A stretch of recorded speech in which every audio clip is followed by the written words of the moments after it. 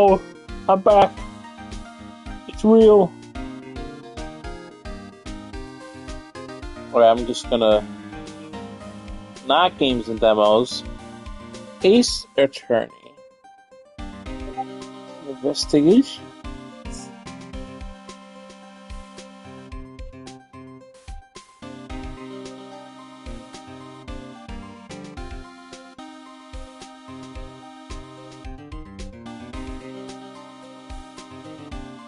No.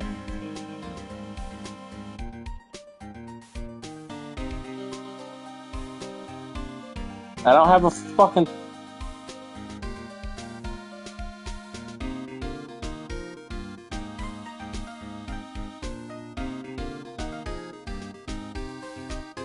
I fucking hate Twitch sometimes.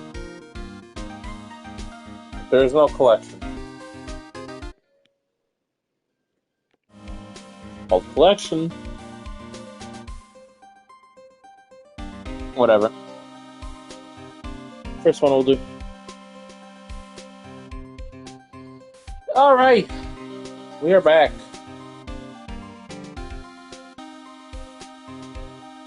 Back.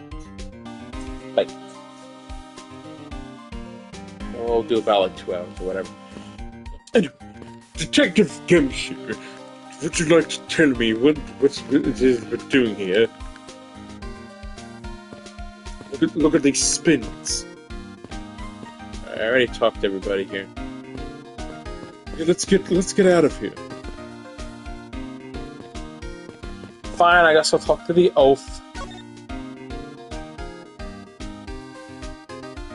Well, it's been a while since I've done any voice acting. So, how is the initial investigation going?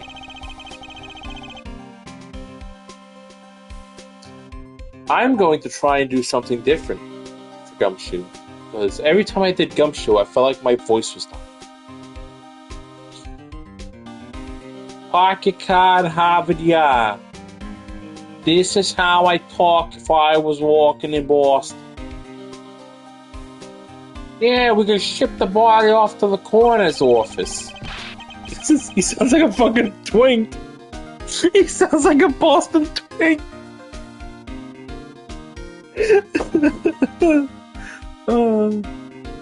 That sounds like Francesca.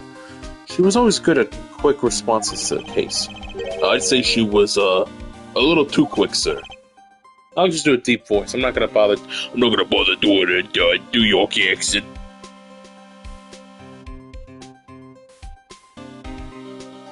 Hold on. I'll take care of it later. How so? I rushed over as soon as I got the word of the affair, sir. But somehow when I got here, Miss Von Carmo's already barking out orders at everybody. It was kind of creepy, as though she knew there'd been a murder or something. And had come in advance the way your flight's arrived. That is sort of odd. She did show up rather quickly, and out of the blue. Plus, I still don't know why she's here in America. There must be some backstory to all of this.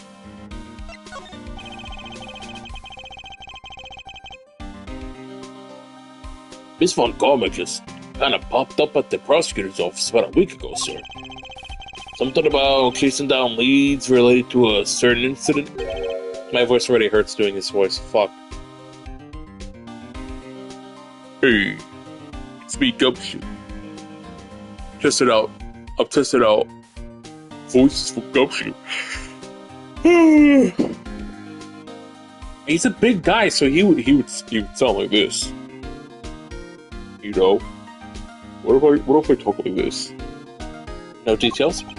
It's kind of top secret, so she can't talk about it, even with me, sir. Knowing her, the only type of talking she likes to do is with her whip. Plus, I doubt the top secret part was what stopped her from talking to you, Detective. Although I wonder if her case has anything to do with mine. Anyway, that's about all the info I have, sir. We should find out more than we investigate.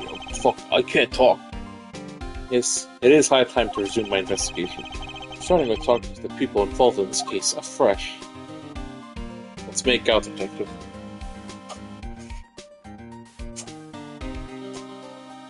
Into the kiss.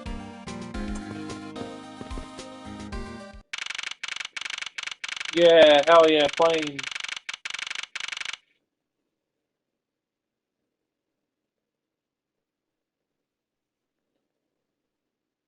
Ow.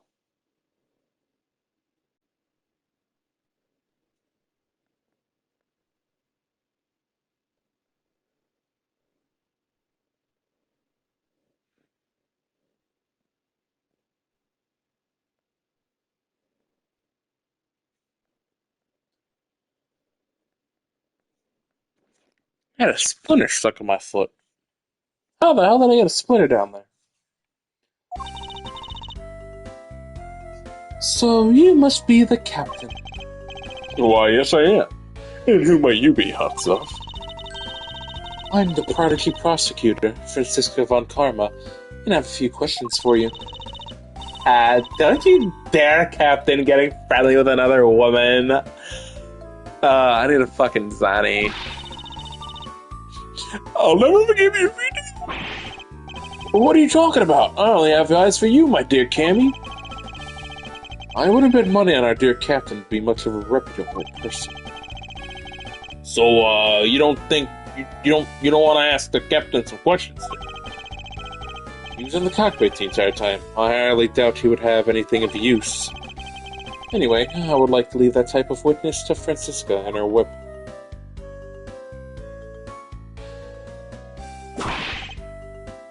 Yeah! Damn. Oh.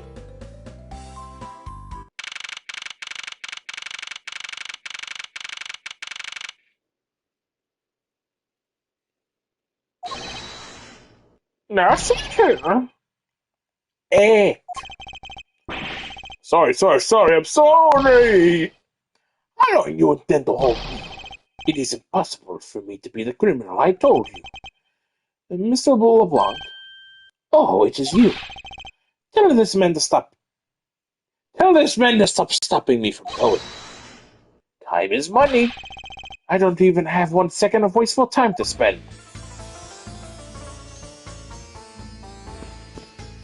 What's going on here? Sir, can't go in there. I'm Miles Edgeworth. I'm one of the prosecutors on this case, so please let me through. Okay. I'm very sorry, sir. No one is allowed to enter without Miss Von Karma's express permission. But I'm on the case. Yes, I understand that, but I also have explicit instructions not to let you go through Miss Von Karma. Ugh.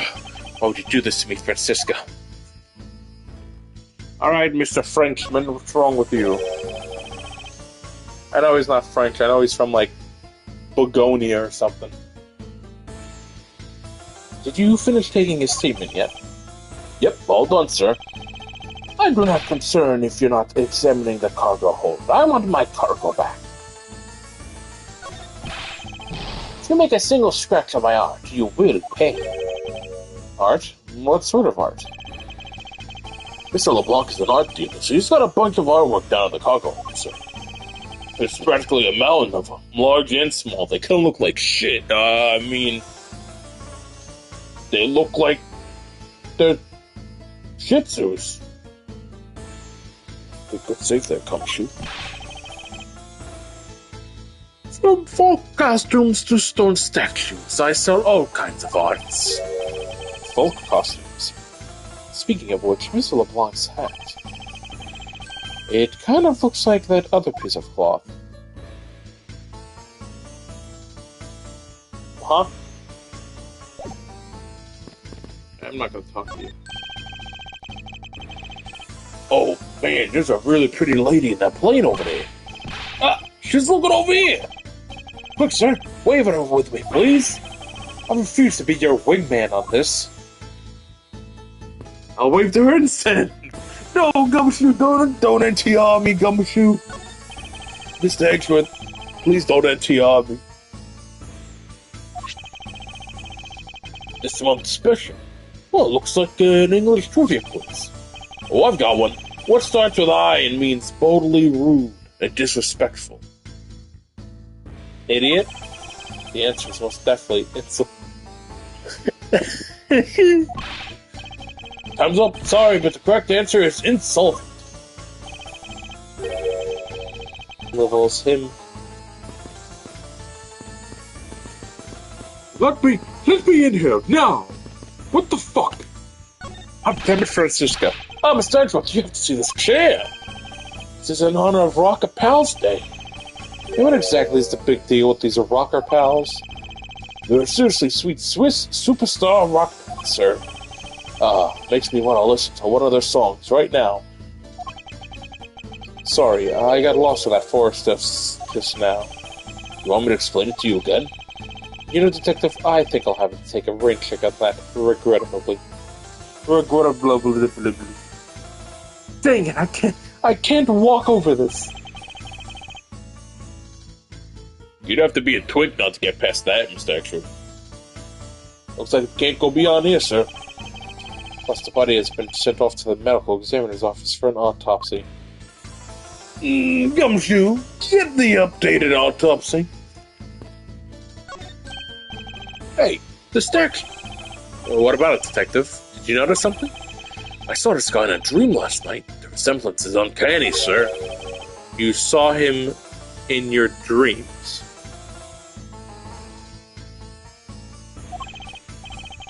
Yeah, well, I saw him. Then I rested. I wanted to show you just how vital I am in partnership.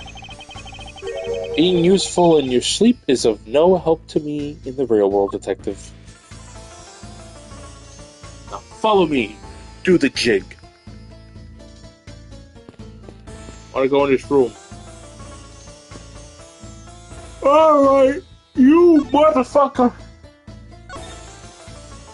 I got some shit to show you. No! Mr. LeBlanc, can you please take a look at this for me? Oh, it's a Borginian cloth.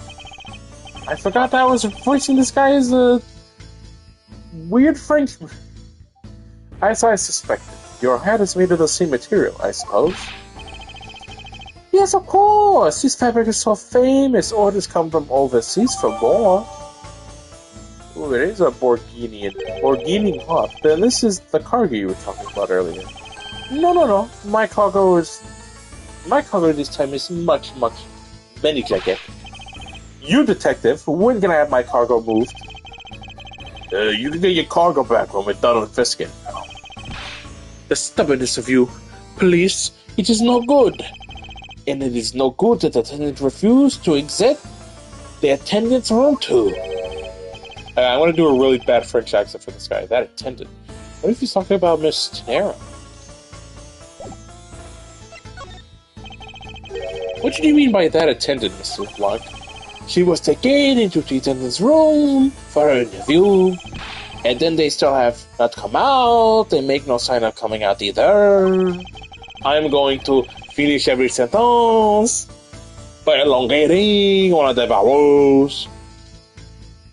I was finished with my own interview much earlier, too quicker than her. Why is Miss Tanera's interview the only one that's taking so much time? Sup, fuckboy? Miles Edgeworth, you were given free reign to examine the plane, weren't you? Yes, I was able to obtain the cooperation of the flight attendants. Speaking of attendants, I'd like to speak with Miss Tanera. I wonder if you might grant me permission to enter the flight attendant's room? Before I do, you still have to clear up a few issues surrounding your own circumstances. No, I did not go to the Twink Convention.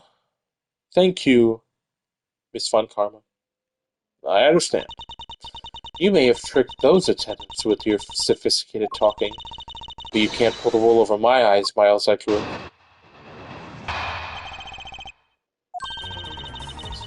Let's not complicate things and go with the most obvious conclusion.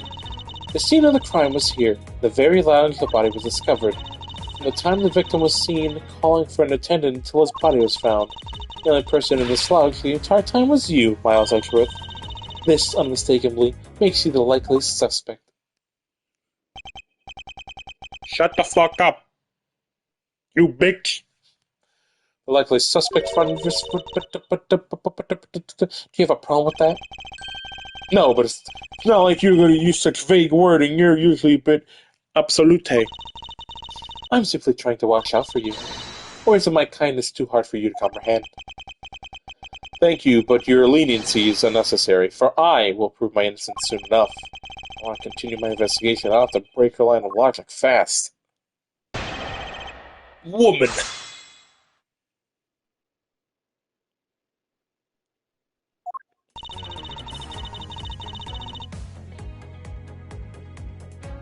Hold it! Fuck you! Don't you think you're being a bit rash by simply declaring me the culprit? I like my affairs to be simple and perfect. I'll show you the meaning of both when I finish this whole thing within 3 minutes. Hey, you said you'd like... You said out the fuck out. Instant noodles. I won't allow you in 3 seconds of useless testimony to be uttered in my presence. I see she has exchanged a bit, but I won't allow her to send me to prison so easily.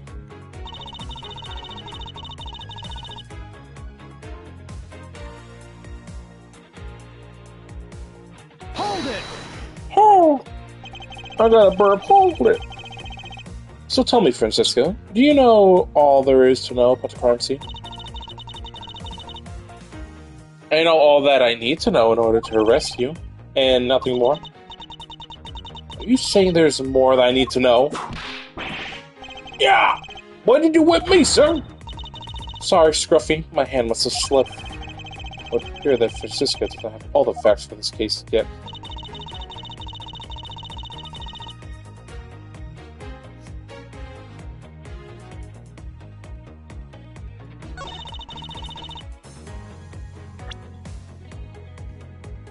Okay, let's see what we got. Alright, Act B Hicks, victim. Go, you flight attendant charged with taking care of first class. North European, Republic of Burkina says he's a wealthy art dealer, time obsessed. Cammy Meal, Go, you airlines charged with taking care of the first class. Von Karma. And Mr. Dick. Mr. Dick. It's got a passport inside, a body found. Sit on the back of the head. Souvenir picture, perhaps.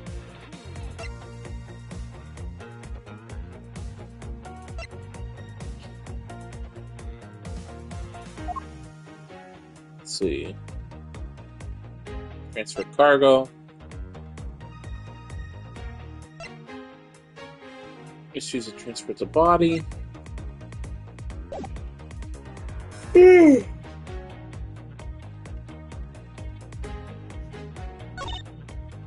Hold it! What do you mean by scene? Please stop pretending like you don't know. It's insulting. Obviously, I'm talking about how Mr. Hicks was seen calling for an attendant at 5 a.m.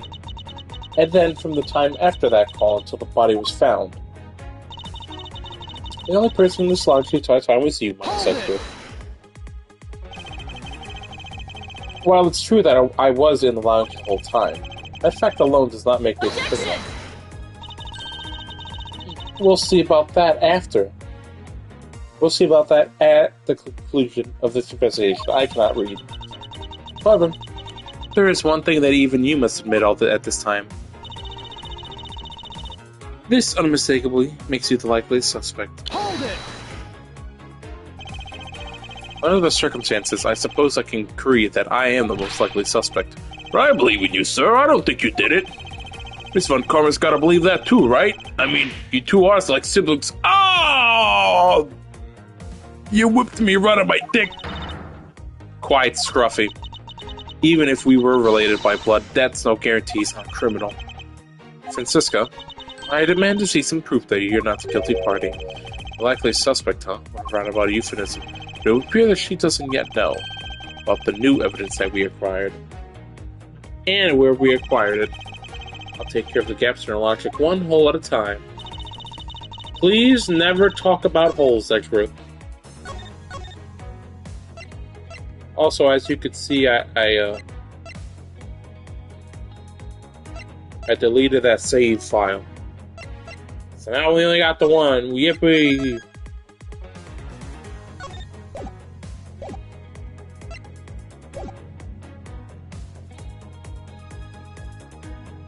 Little wagging a little finger.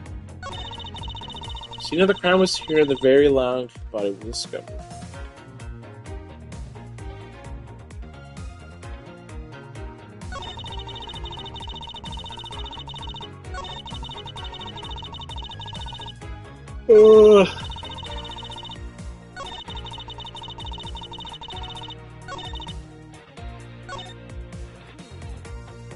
I'm gonna say no.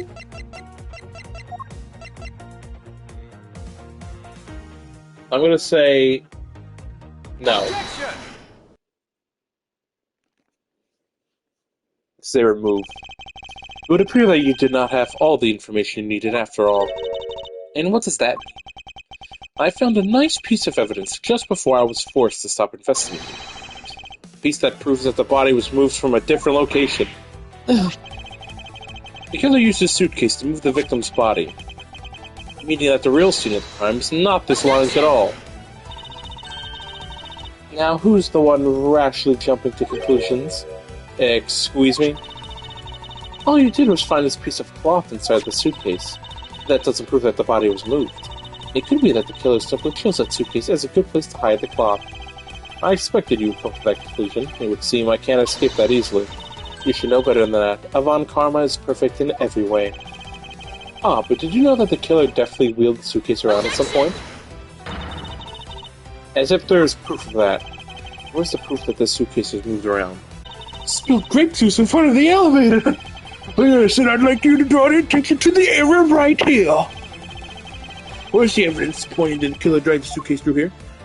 Right there. Right there. This mark here. What did you say that it looks like? Suspiciously like tracks from two wheels? I suppose. Further, there's also grape juice residue on the wheels of the suitcase. This means that the suitcase containing the victim's body definitely passed through here. I suppose this means that the killer did move the victim's body from somewhere else. I'm glad you've come to your senses.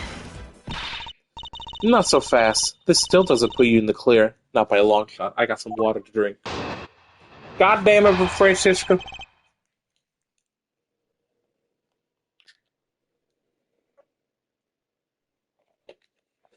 You bitch. You prepared yourself and acquired the piggy bank before the plane hit the turbulence. And then you waited for the victim in the lounge where you beat him to death. Then, while you were in the elevator with the victim's body stuffed in the suitcase, the plane hit that patch of turbulence and out flew the body from within the suitcase. With no way out, you hastily put the suitcase back where you had taken it from, and pretended to be the discoverer of the body. Not a bad bit of logic for something you thought of on the fly. Just what are you insinuating? Then I will show you exactly how flawed your logic is. No matter how strong of a face you put on, not even you can hide your fears from me. I'll expose the flaws in your logic in one fell swoop. Swoop! Watch me swoosh right in! Swoosh! Swoosh!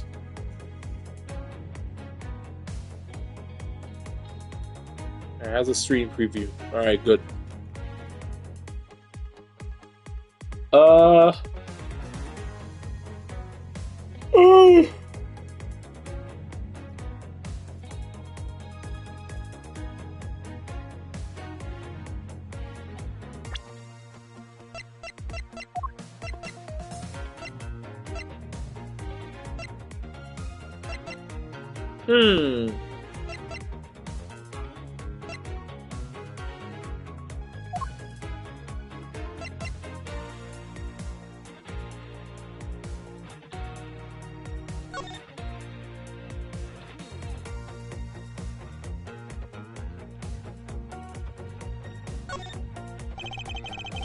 There's some blood on here, one of the corners. This could make me the murder weapon. Ooh.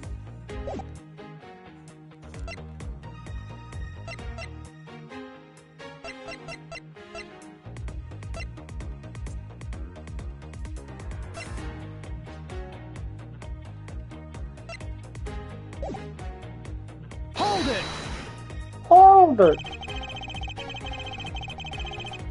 Put the water back here. Let's put the phone here. You know what? I'm gonna lie down a little bit because I'm lazy.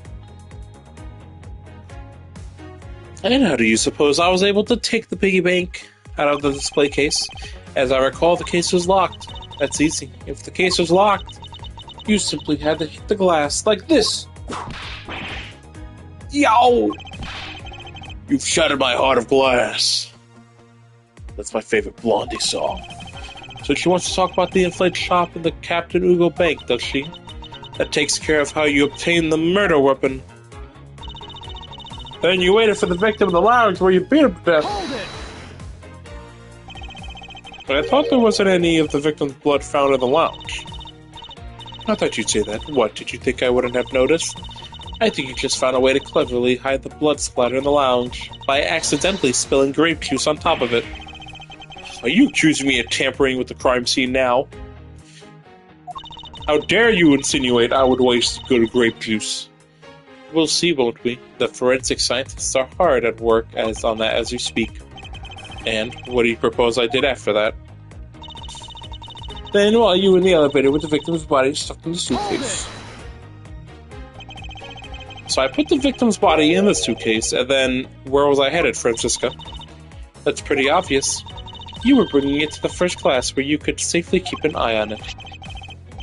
We're not talking about this thing, you know. I'd hardly call it discreet or ordinary. Annoying brat. Well, then you were intending to leave it inside the elevator, but unfortunately for you, a wrench was thrown into your plans because the plane hit that patch of turbulence and out flew the body from within the suitcase. You've experienced turbulence on a flight before. Of course, many times. You get used to it. And I passed out briefly, but only for a second. Good thing it was only for a sec, sir. It would have been bad if you really blinked out.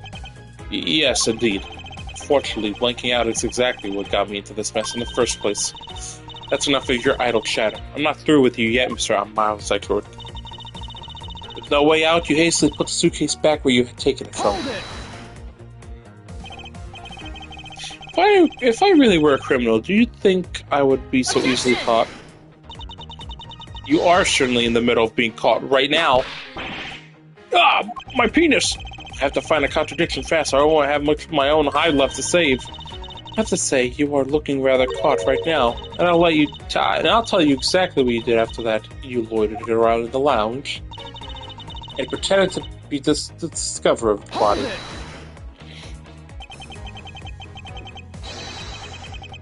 I didn't pretend to be anything.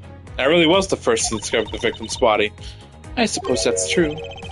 So then you are yielding to my statements? Don't be foolish. I still insist that you're the killer, but in that sense, you really were the first to discover the body to be dead. No matter what I say, she seems dead set on making me out to be the killer. The logic is reasonably sound, and the large majority of it reflects the truth. But there's one point about it that is not quite right.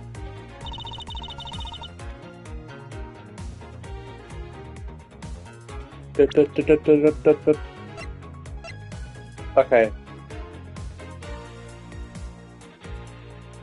Hit on the back of the head. Photo of him. The bank. Would it just be the first one? I want to take the hit on this. Objection! Yeah, because it fell out. The fact you took this piece of evidence into account in your testimony, it's to be commended. Your legal prowess is certainly something to be feared. Evidence and logic, essential tools that those who would stand in the courtroom must learn to master. What if there was a fake piece of evidence thrown into the mix? A fake?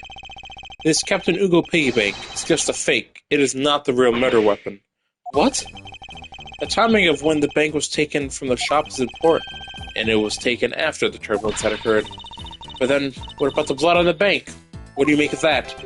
I assume it was added after the murder when the killer fabricated this weapon.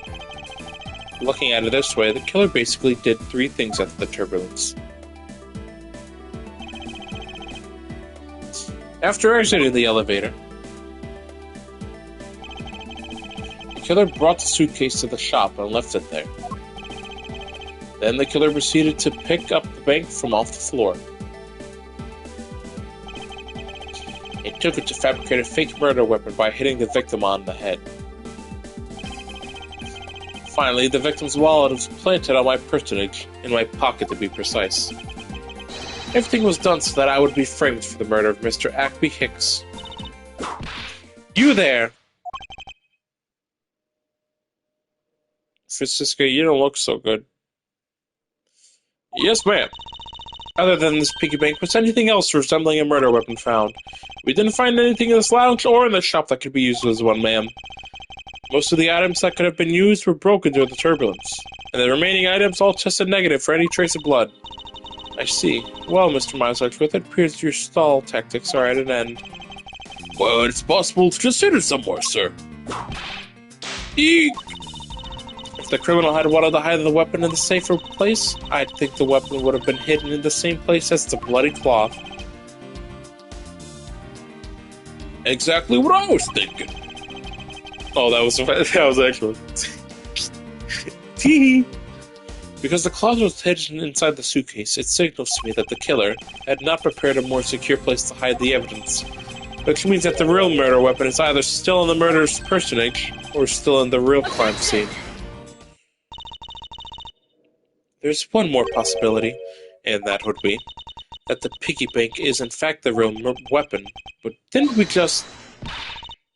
Let me finish. The killer took the bank out from the display case before the turbulence by opening the lock on the display case door. It was at that time that the glass pane on the door was broken.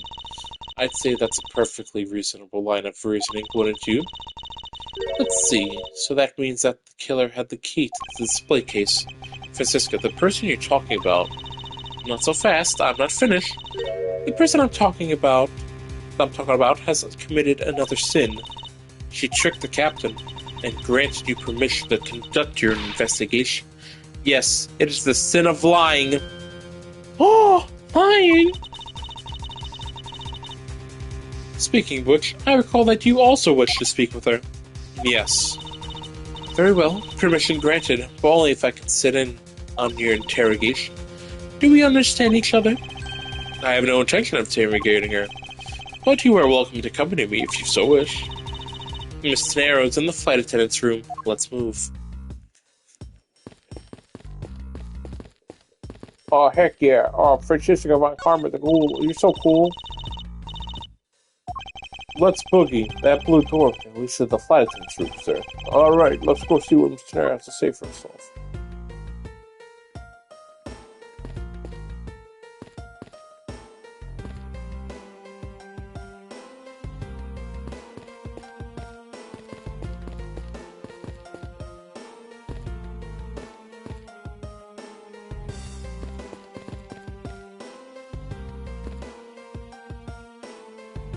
Yeah, we the squad.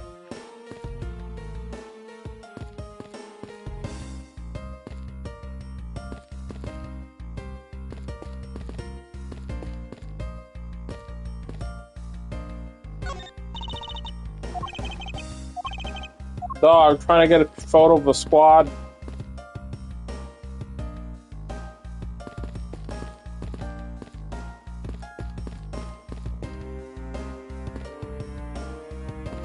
Yeah, we sweep the squad. Alright, move, bitches. What the hell? Flight attendant's room. So you're the one that poked around inside this plane without the captain's permission. Deviating from the flight attendant's manual is very unbecoming, you know. What were you hoping to accomplish by doing that? Miss Tenero. Ah, Mr. Edgeworth, you're here too? Can you please help us shed some light on why you did what you did? All right. Can you let me out? I have to pee. This door leads to the cargo hold. I can't let you through without Miss Von Karman's express permission. It's not a bad way to handle the situation if it was any old case, but this isn't. So between you and Miss Von Karman, who's better at their job? Oh, there's no comparison to be made, Detective. None.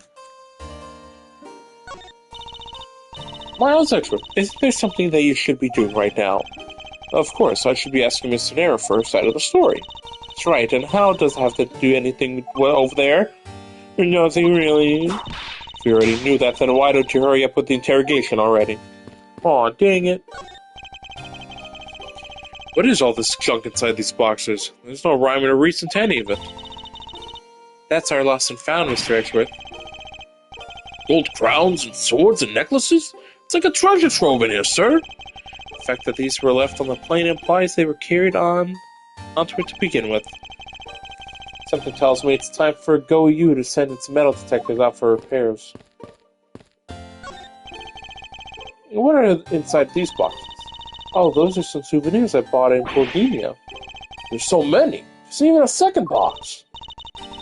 Yes, well, I find that folk art from around the world does great things for my creativity. Those suitcases certainly could have done with a whole lot less of your creativity. One of those suitcases designed by Miss Tenero. You can tell it's hardly ever been used by the lack of even a single scratch on it.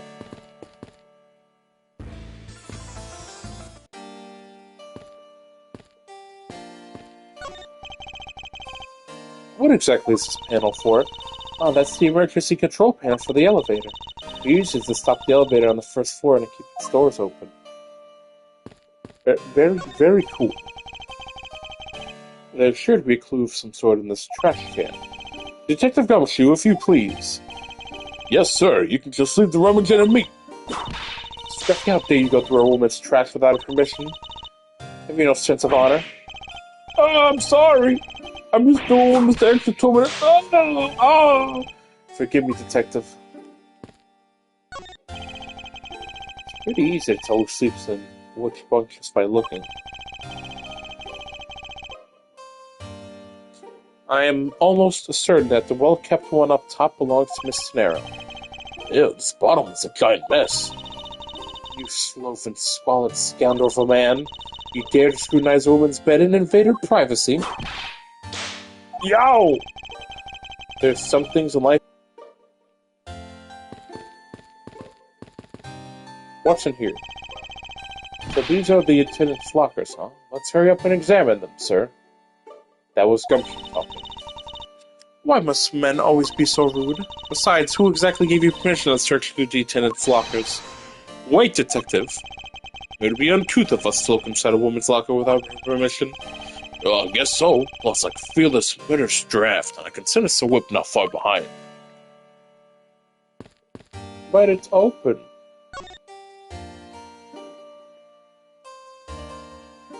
Miss Tenero, why'd you do it? Why did you lie about receiving the captain's permission like that? Because I didn't think I would be able to get his permission. What do you mean? The captain, he only has ears for Cammy. I spoke with the captain a little earlier myself. He definitely seems to be rather taken by Miss Meal. Yes, and on top of that, I had mistakenly accused Mr. Edgeworth of being the killer. I wanted to make amends.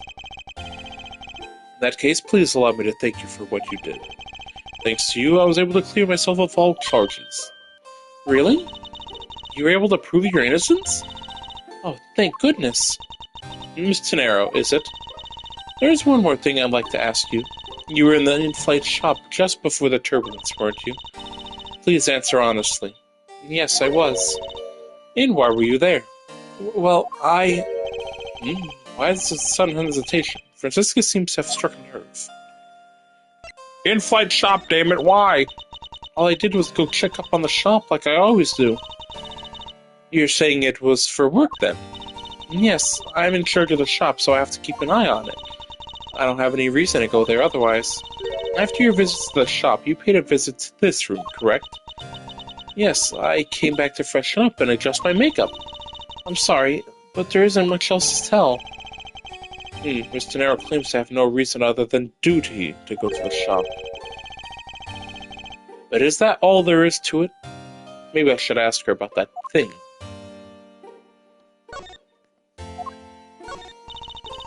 I'm sorry, Mr. Hexworth. I don't know how to answer you. As a professional flight attendant, I'm a failure. We won out from all the long questioning section you just went through. I'm assuming it's the bank. It's not the bank. Alright, how about this? You could please take a look at this for me, Miss Tennero. Oh, that suitcase. Yes, about the suitcase. You are the one who designed it, correct?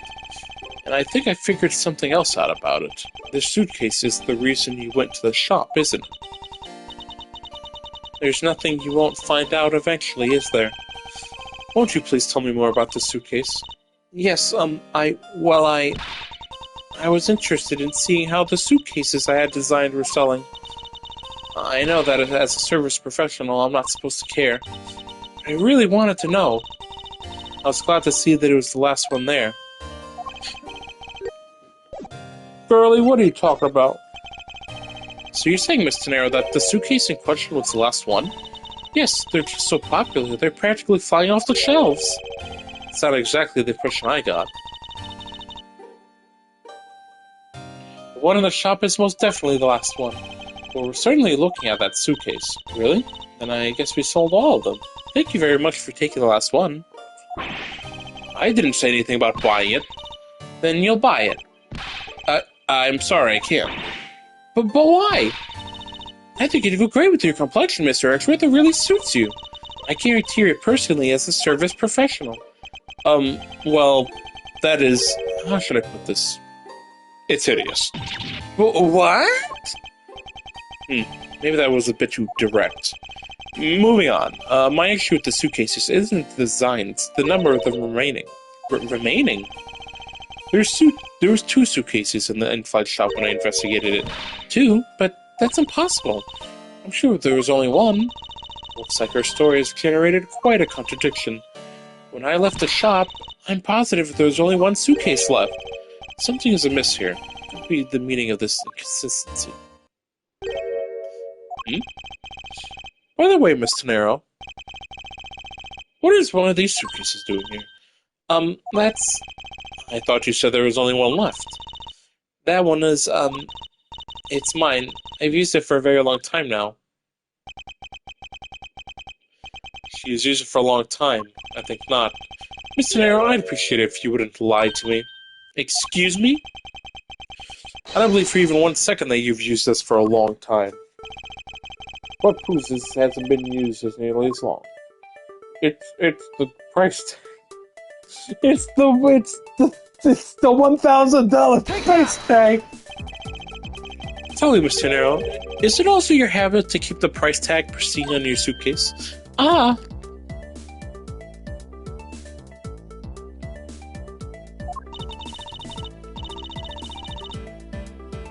What's the meaning of this? Why would you lie about a suitcase? I love suitcase. I love the suitcase so much. Despite having faith in her design sense, Sheldon's number made her cry bitter tears. The truth is becoming increasingly clear to me. Yes. Miss Tennero, I think I understand. I know what you were trying to hide. Now then, this suitcase was originally in the in-flight shop. Seeing as the price tag is still on the suitcase, one can only assume that it was out on the floor for sale in the shop. The person who bought the suitcase was... Huh? It was you, wasn't it, Miss Tennero? I hate to say this, but the suitcase that you designed, it hasn't sold very well, has it? You saw how poorly the design that you poured your heart into was selling, and were deeply hurt. That's why you wanted to make it look like it had been selling by buying it yourself.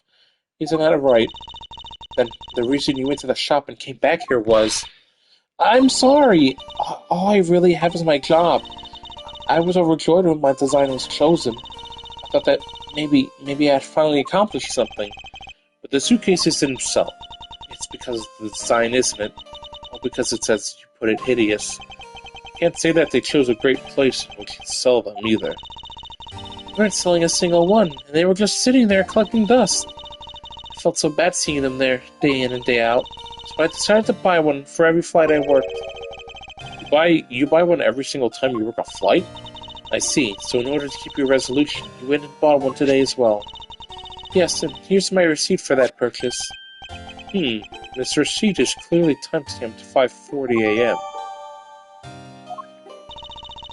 The truth is, there's still a bunch of them left unsold. They're planning to scrap the remaining ones at the end of the flight. Mr. Nero, where are these other suitcases? They should all be down in the cargo hold. And the suitcase the killer used could very well have come from the cargo hold. Mr. Edgeworth, you don't think that the killer used one of my suitcases too? Yes, I do. The killer used one of your beloved suitcases to move the victim's body. Ah! How could they? Those suitcases weren't meant to be faithful partners to our passengers on their trips. That's all I ever wished for them to be. Mr. Nero, is there any other way to get to the cargo hold other than the elevator? The only other way is just through that door there. And what about security? That door has no special lock installed because, just to enter this room, you need a special keycard that only crew members have access to, which means that the culprit is someone who can enter this room, eliminating the passengers and leaving only crew members as potential suspects. I can't believe it. Yes, Francisco, why did you yell so quietly? Going on with these wild goose chases, you're a disgrace to the Von Karma name. My name is literally Edgeworth. Fuck off. And what do you mean by this? The suitcase came from the cargo hold. That fact alone tells the whole story. Yes, which is why I said the culprit must be a crew member who used their key card. Miles Edgeworth, you're proposing that the killer rode the elevator from the cargo hold, correct? Yes, that's the only realistic possibility. That other attendant, Miss Meal. I asked her earlier and she had this to say. Sister got information out of Miss Meal. In order to make the elevator go down to the cargo hold, a different key card is required. End quote. That was a really good impression you just did of her. Oh my god, I felt my brain cells just becoming soup just by imitating her. Ugh, I see what you mean. Anytime I accidentally talk like Gumshoe, I feel like all my brain cells are deleting themselves. You're a different one. Yes, and the only person who holds that particular card is you, Miss Tenero. And only you. Ah! What? Is this true, Miss Tenero? Yes, I keep that key card in my locker at all times. Can you please show it that card right now? Yes, hold on. Wait a minute, it's not in here. Ah, I don't believe it. What's wrong? The key card, it's gone. Oh. Ha ha ha. Very clever. Pretending that your card was stolen when in fact you were just trying to hide it from us. You really thought this through. Wait, it's not like that. You could tell us all about it, what it's like down at the station. Officer, arrest this woman. Yes, ma'am. Come here, girlie. Mr. Edgeworth.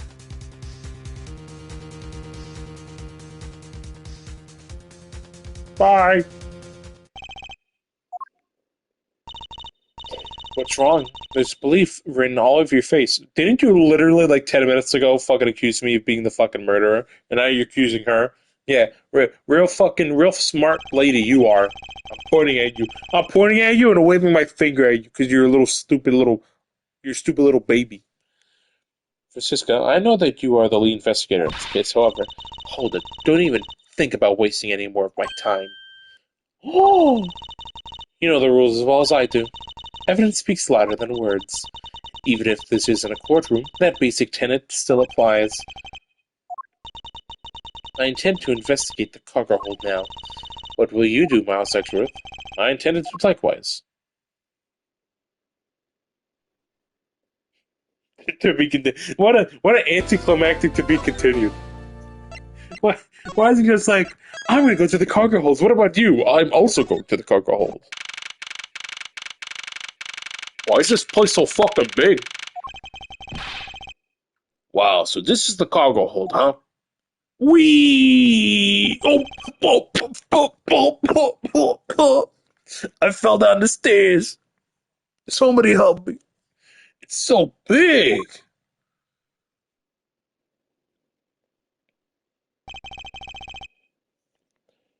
This plane is a special model. It has both a super large cargo hold and an ultra luxurious first class seating.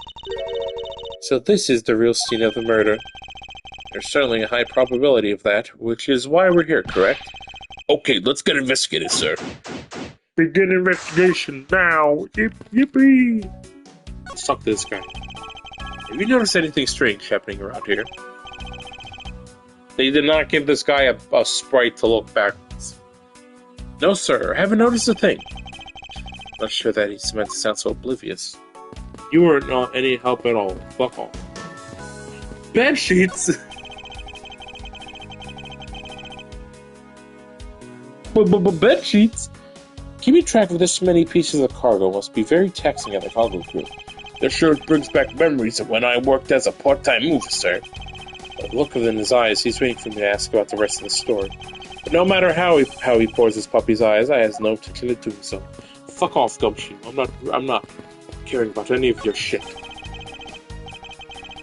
Holy suitcases, Mr. Exworth. It's like an all-you-can-use suitcase fair. Also, I'm so happy that I'm playing this game because this is the last fucking appearance of Gumshoe. I wonder if in Ace Attorney 7 they might bring it back. Yeah, because it's like... I would assume Maya shows up, but Gumshoe doesn't show up anymore. I don't even think Mia shows up anymore. Like, I think Larry might show up later, I'm not sure, but... Oh boy, how can you not have Gumshoe in your game?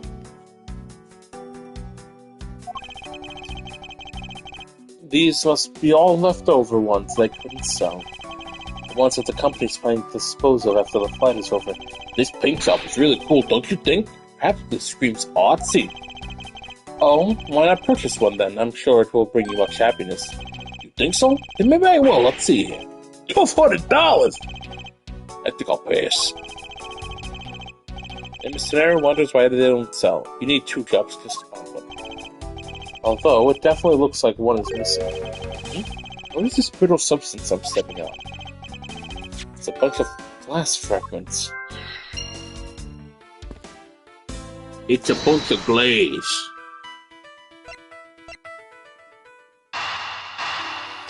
Yeah! Glass logic. I think we can safely conclude that these fragments are from a pair of glasses. And the victim was wearing a pair of broken glasses. Exactly what I was thinking. I'm sure that the shards would match up perfectly with the remnants of his glasses lens. Ergo, the victim was here, just as I suspected. So you're saying that the real student of crime was here, sir? Isn't that what I've been saying for a while now? Oh, is it? I didn't know that. Perhaps it is a bit early to draw that conclusion. However, I believe that the probability has just skyrocketed considerably. All that's left there is to find the murder weapon. Hey, I found a big bloody hammer. You think that has anything to do with the murder? All sorts of boxes are piled up here.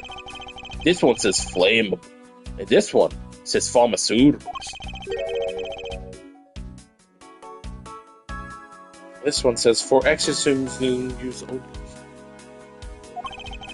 Just what kind of operation is this airline running?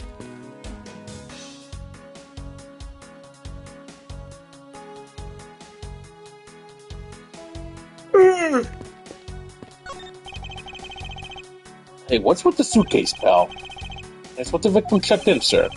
So this suitcase belongs to Mr. Hicks. I don't think he'd mind if we take a closer look. Nothing out of the ordinary in here, sir. Wait, a file. There's a photo of Miss Von Karma in it, sir. It looks like a profile on Miss Von Karma.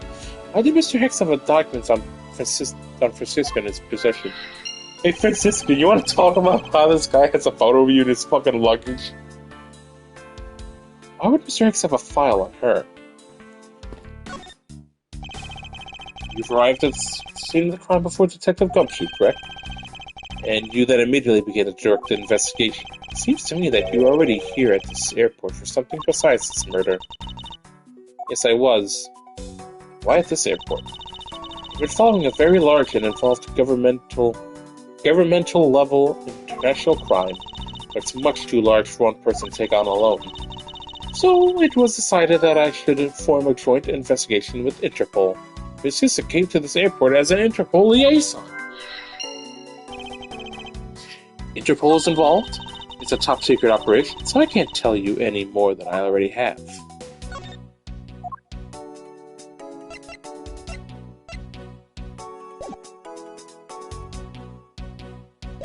Wait a minute.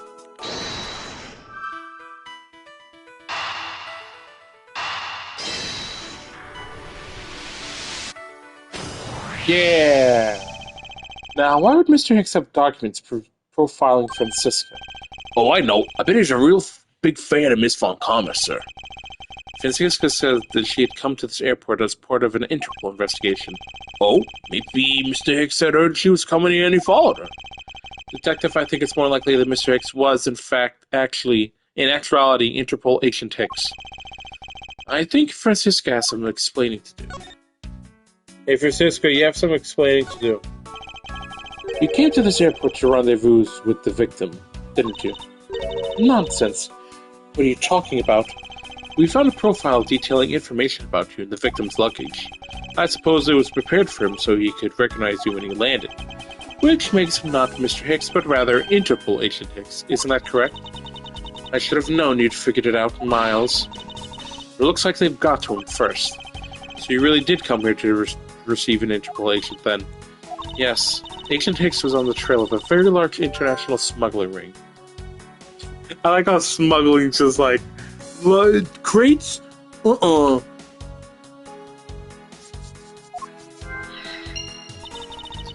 Went undercover to investigate this crime.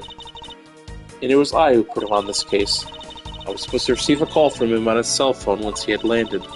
Never expected to receive a call about his murder instead. I think now we have a pretty definitive evidence that Agent Hicks came down here to the cargo hold.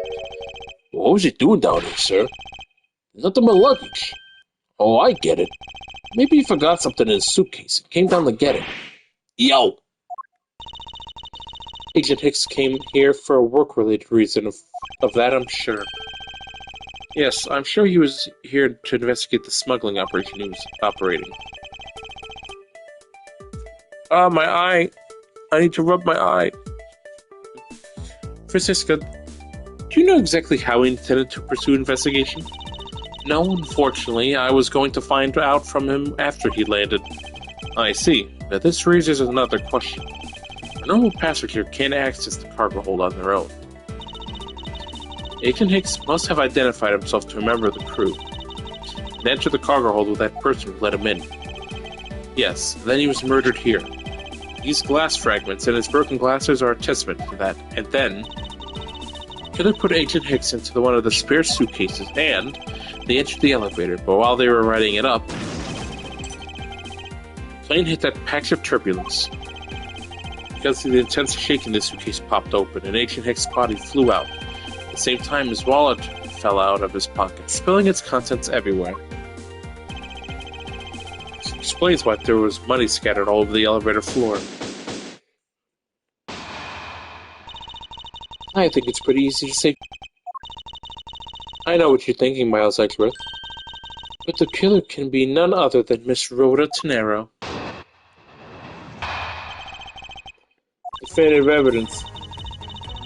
If it was a crew member, any one of them could have shown Agent Hicks to the cargo hold, but the point to keep in mind is the keycard that allows the elevator to come down here. The only person with such high-level access is Miss Rhoda Tenero. I say that's a pretty decisive piece of information, wouldn't you? I know what she's trying to say, but I'm not certain it's as simple as that. Rebuttal.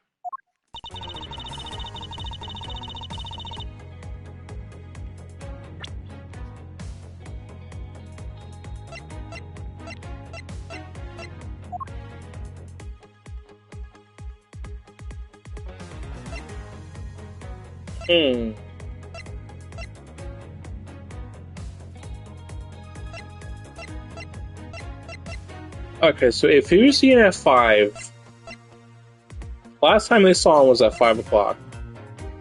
She buys this at 5:40. And then he's dead at like 6:15.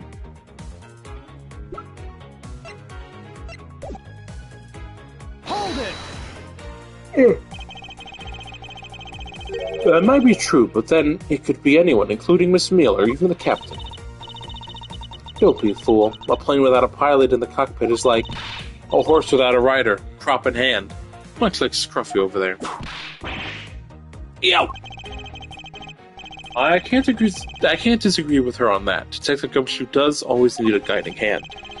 Very well then. What about the other flight attendant, Miss Meal? I thought you might ask about her. Point in the mines the key card that allows Ellie to come down here. Couldn't she just, I don't know, open her locker and take the key card? Hold it! I love Ace Attorney, but I always love how it's like the most brilliant minds are like, there's no other way that this could have happened. What if the guy took the knife and then stabbed her? Oh my God, how dare you insinuate that?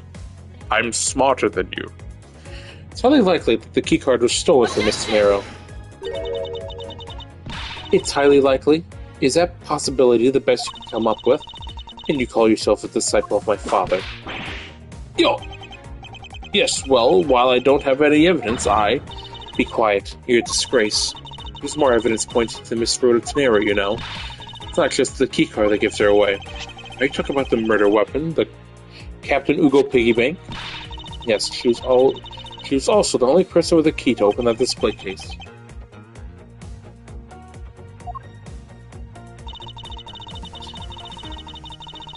Further, there is the matter of the key to the display case that held the murderous bank. Hold it! That is a fake. Stop right there, Miles Edgeworth. You don't have any proof that this is just a red herring. You must keep on insisting that it's a fake. And what is the real murder weapon? Where did it go? Speechless, I see. That's not a surprise. After all, you know that we've searched the entire cargo hold and came up empty-handed.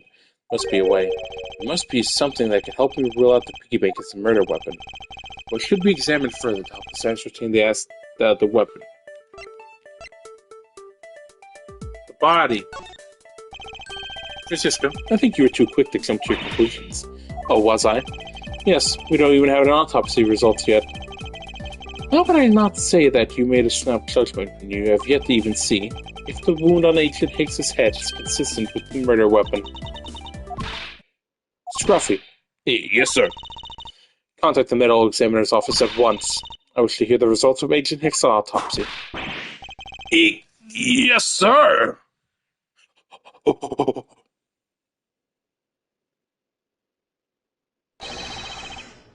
You got a big problem, Mr. Edgeworth, sir.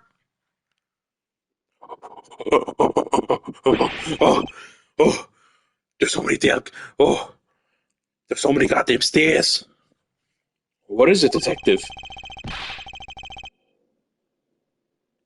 They're still doing the autopsy, but they said that they already know this one thing for sure. Report now. The doc said that it's one giant bruise from a beating from his shoulder down to his mid-back. The victim's shoulder to his mid-back? He was beaten over such a wide area? Well, I'd say maybe it's a sign the killer had a grudge against Mr. Hicks. It wasn't just his head. The killer went all around and hit him multiple times, sir.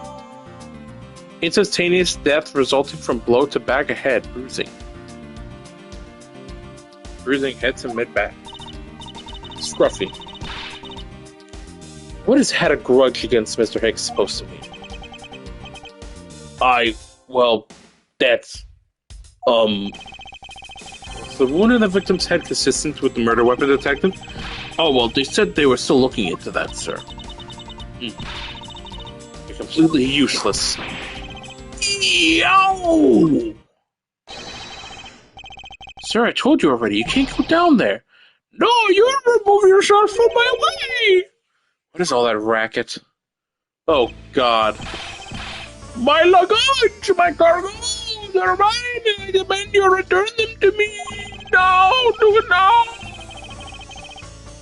Can you even hear what the fuck I'm saying?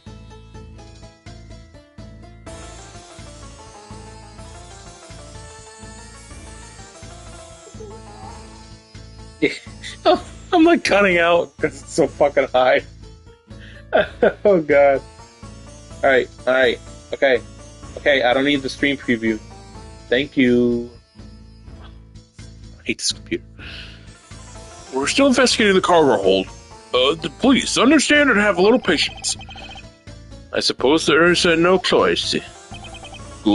Finally, I think this guy. Hey, what are you? You have left me no choice but to use some force. You won't get past me. Oh, this is. Wait, that's it. So that's what this whole thing has been about. Furthermore, there is the matter of the key to the display case that held the murder spring. Is there some way for me to prove that this isn't the real murder weapon? After all, you said that we searched the entire cargo hold and came up empty-handed.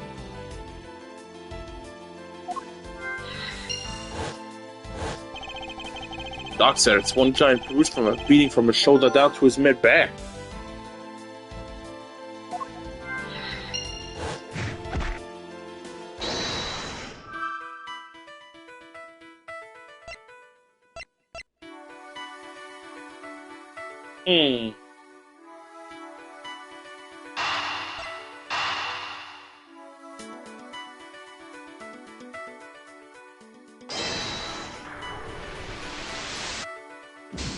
Fuck! Pieces don't fit together quite right.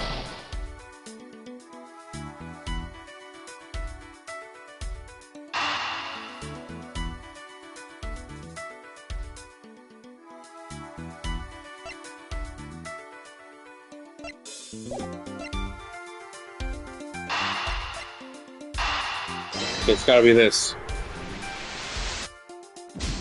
God damn it.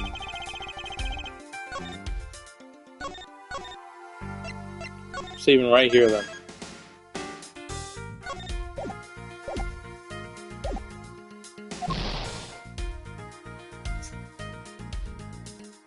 Okay, that's not this.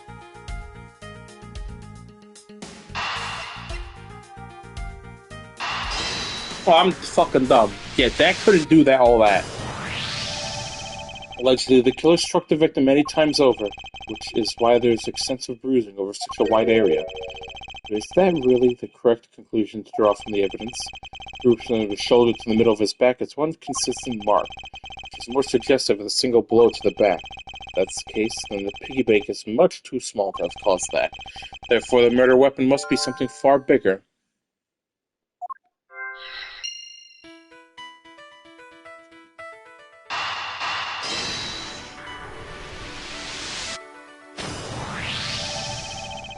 If we're looking for a rather large weapon, you'd think it'd stick out. So far, we haven't found anything that resembles a weapon of any sort. Perhaps, just perhaps, it's something we're all overlooked from the very beginning, because normally it's too impossibly big to be taken into consideration. What was that all about? Was he trying to jump his way down here? Francisco. What? What do you want?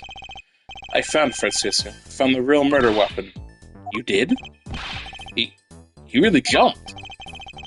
Didn't realize it until now, but the answer has been right in front of us this whole time. He might be hurt. We gotta go check up on him, sirs. There's that pompous attitude of yours again. You should learn to drop that habit. This coming from the prosecutor with a habit of whipping everyone she comes across. Anyway, if you really are a prosecutor, then you'll back up yourself with some evidence. You two aren't listening at all, are you? Come on then, show me this real murder weapon you speak of. This is the real murder weapon.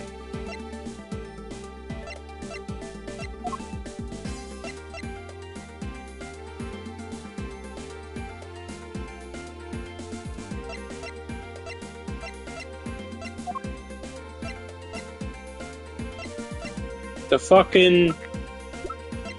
The suitcase? Take that! This suitcase. You say with such confidence, I suppose you must have some sort of evidence. Of course, Agent Hicks was placed into the suitcase alive. And it was while he was in there that he was beaten in the head and... Ah! I wonder if you would die if I whipped you from the head back to toe. What are you thinking, woman? Of course.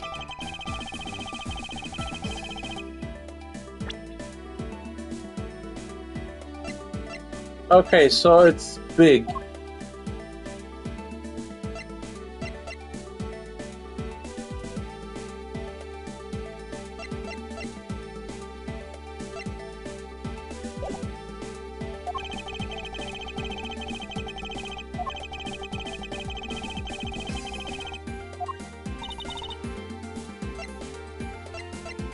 I don't have any evidence to show. I don't have any evidence to show. Foolish reasoning for a foolish fool from a foolishly foolish fool meant to fool me. What do you mean by I don't have any evidence to show? Perhaps I should have phrased it as that which caused Ancient Hicks's death is incorporeal. Forgive me, but I do believe I figured out what the real cause of death was. It was free fall! The victim fell from a great height and subsequently died as a result. In other words, the real cause of death is free falling to the ground. He fell to his death? Yes, that is the only plausible possibility. The victim has extensive bruising on the back of his head and his back. The only rational explanation for these injuries is that he fell to his death. The murder happened inside this plane. I know. Are you claiming that there's some place in this plane from which he could have fallen from? As I said earlier, the answer has been right in front of us the entire time. You can't mean. Yes, I do. The victim fell from the top of the stairs of this very cargo hold. What? Then we're in trouble. We may have a second death on our hands, sirs. Hey, you, tell me you ain't dead, pal. Quiet, why are you screaming? He's alive. There you have it, Manager Ellsworth. It's not possible that Ancient Hicks fell over the railing to his death. That man is living proof of that. I suppose it's true that it's not possible, given the current circumstances. The current circumstances? What is that supposed to mean? Suppose that a large piece of cargo wasn't there at the time. What would have happened then? You would have been a Borginian pancake for sure, sir. I suppose that man over there wouldn't still be breathing, but the reality is that the cargo box is there, so there's no point of entertaining your wild hypothetical scenarios. Maybe there now. There's no proof that it was there, always there. As if there could have been a window of time where the giant box was not there. But there was. What? What can I use to show you that it's possible the box was not always there?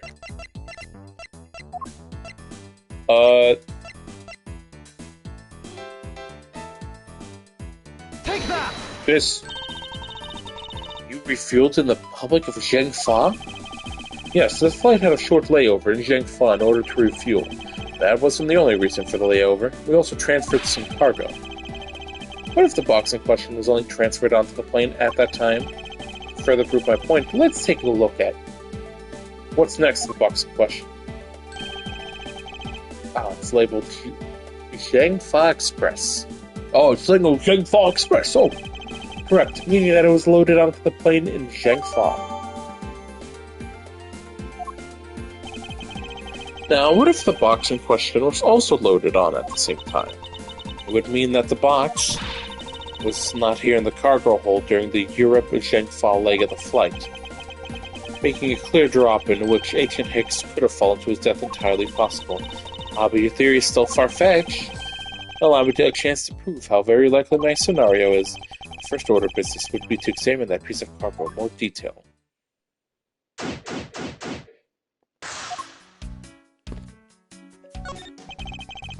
Spot anything off, you can come and tell me right away, okay, pal?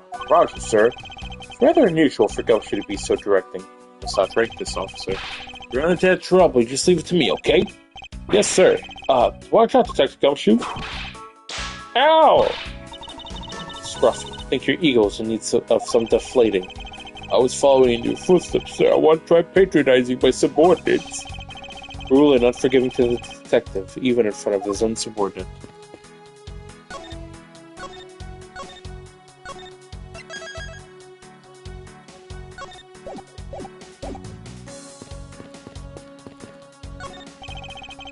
Keeping track of this many pieces of cargo must be very taxing on the cargo crew. Sure brings some back memories when I worked as a part-time mover.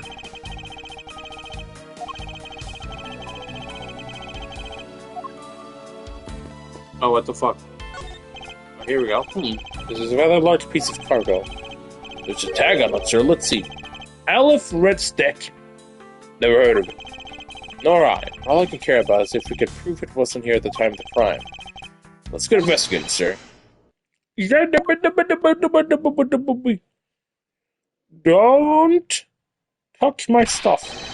Look here, do not go about touching my possessions without my permission. Don't rush on me like that, pal. I got pooped myself. This belongs to Mr. LeBlanc, does it? Let's see what else I can find out about him. Do not go touching my stuff.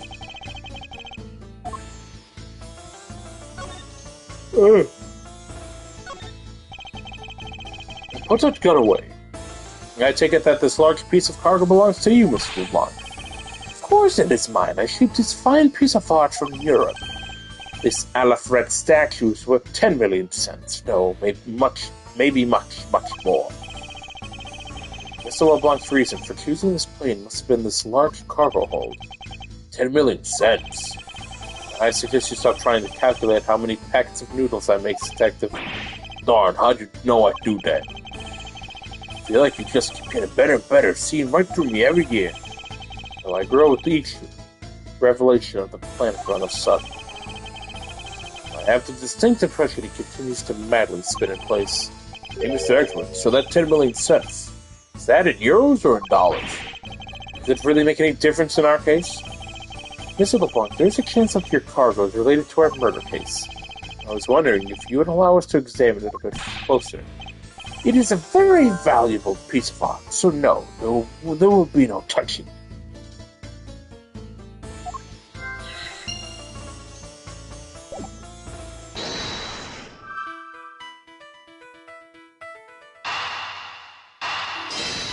Connect the dots, baby! Mr. LeBlanc has something to do with the smuggling ring, and it's possible that this fake statue is brought on board in Sheng Fa. I think I need to question him a bit further. About your statue, Mr. LeBlanc, I wonder if it might be a fake. What? How do you say my art is fake? I suspect that your statue might be the target of an international smuggling ring. Don't say such fantastical things. Those thieves were not there. I have the certificate of my cargo right here. You mean the cargo certification document? Mr. Ziegler Blanc, why don't you just say so earlier? Please show it to us at once. I can't read this. What does it say? It is as plain as day. The cargo was put onto the plane in Europe. There you have it, my Jazura. Too bad for you. This statue is brought on board in Europe, just as it states in the certificate. No, which means that there is never a window of time in which the statue wasn't sitting there.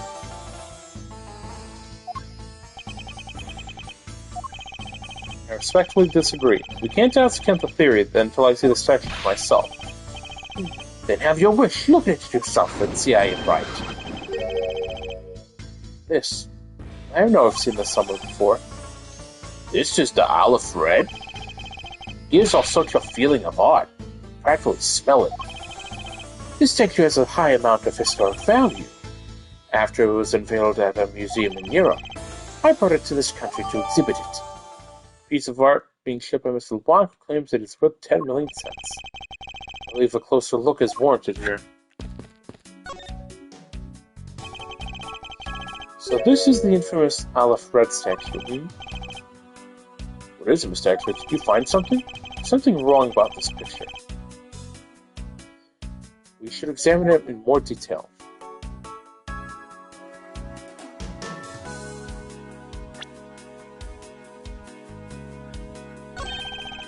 What's this? The statue looks like it's tipping all over the neighbor's cloth coat. Kind of resembles its owner's attitude and sense. Ho ho! What did you say just now? Furthermore, my clothing's hem is not to be stepped on by anyone. It's too expensive for me to allow that to happen. I like how I gave this guy a weird accent. Now he's just kind of British. Please forgive the trespasses of my subordinate. Why should I forgive if the dress passes? Unless it is an expensive dress, you'd keep it.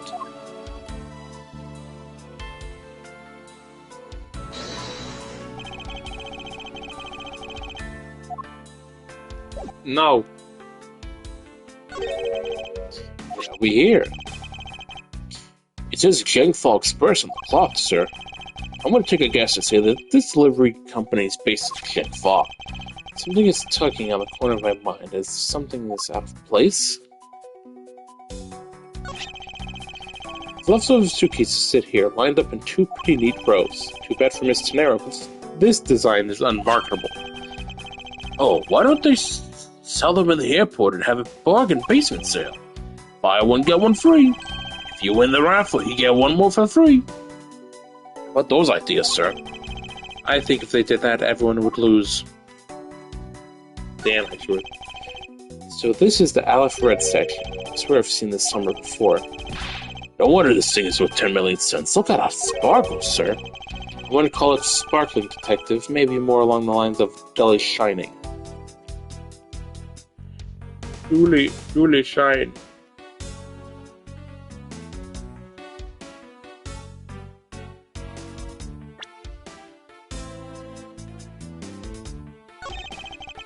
These eyes made of some sort of gem. That's a real nice shade of orange. For a sec, I couldn't even tell they were jewels. It kind of reminded me of the eyes in the stray cat that lives in my house. Are the eyes supposed to be this color? Is it possible the statue is a fake? Wait a minute. Nope. Aha!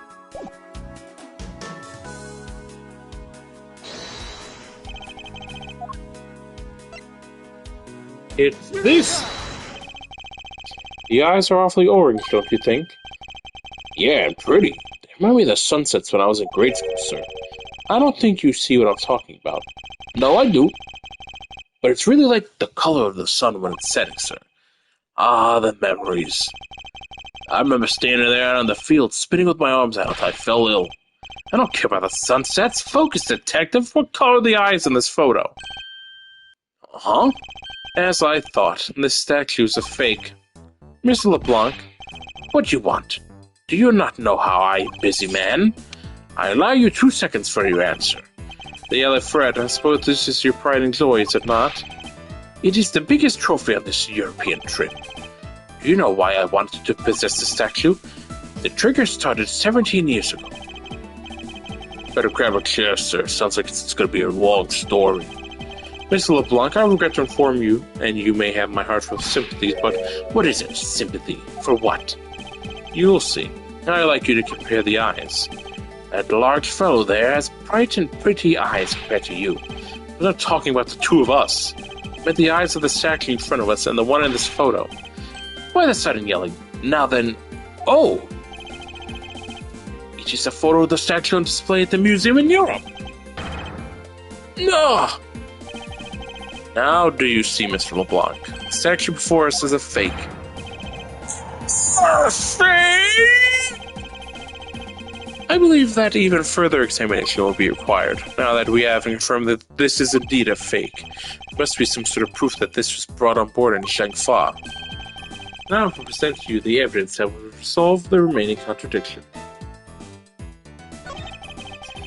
Celebrate is a fake. That art dealer isn't looking too happy about it either, sir. We'll get to the bottom of this first thing as well as mine.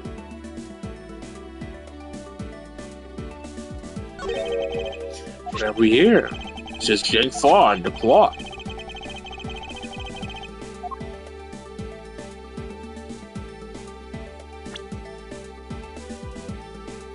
Sitting on top of it.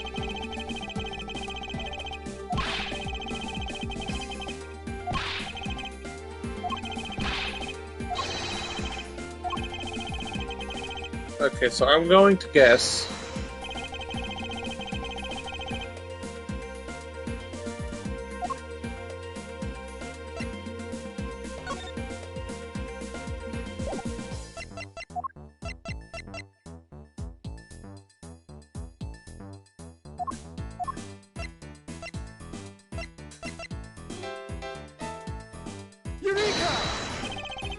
I'm not entirely confident that there's a contradiction here. What do you think, detective? Well, I think it's a really suspicious looking insert. Well-trained gut tells me so. I see. Well, then I must be mistaken. Alright. Saving here.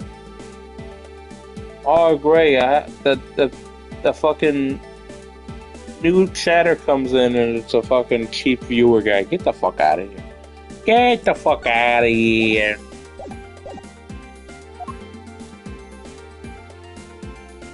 Yeah, well, it's gotta be the fucking hooks, no?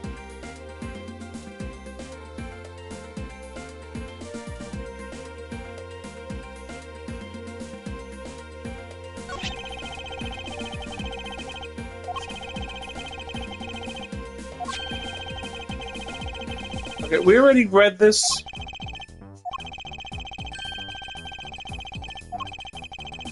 Ugh.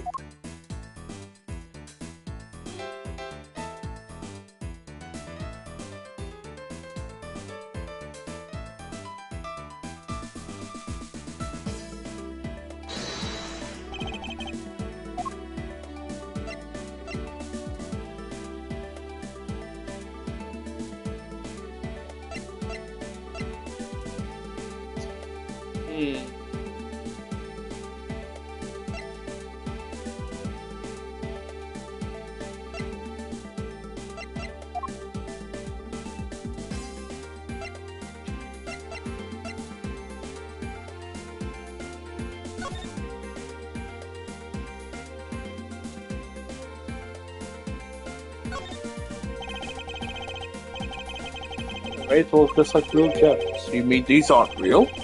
You really think the forgers would waste that kind of money on a replica? I guess not, but she's got a really great idea. Let's find some rocks down with the river I can polish to look like real jewels. I think I'll try that out. Give one to Maggie as a present next time. What if he's serious? I wonder if I should try and stop him if he is.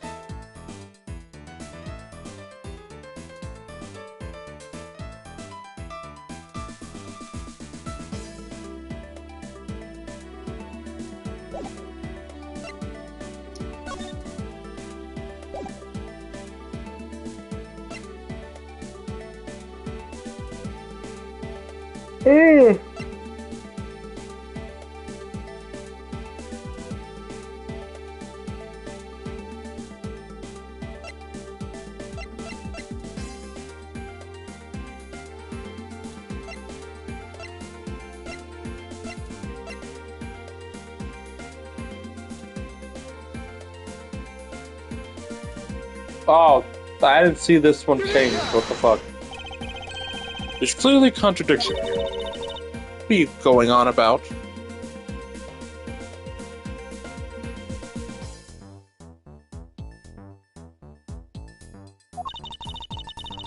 It's just a simple case of cargo cover getting stuck under another piece of cargo.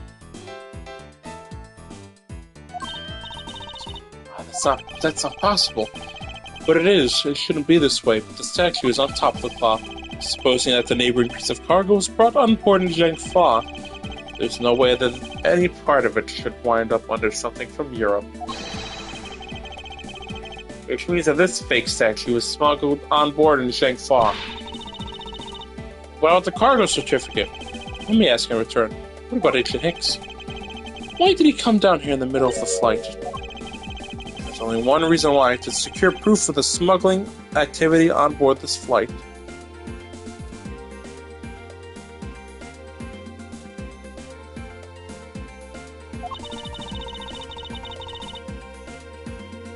So you say, but I don't believe he had to do that mid-flight.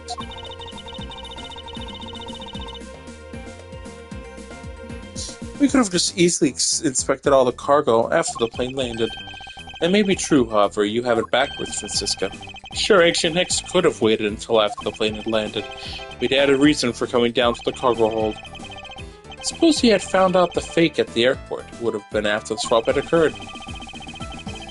At that time, the suspicion would naturally fall onto the statue's owner, who would have no way to prove that the statue was switched without his knowledge. Which means there is someone involved who is forging or modifying cargo certificates.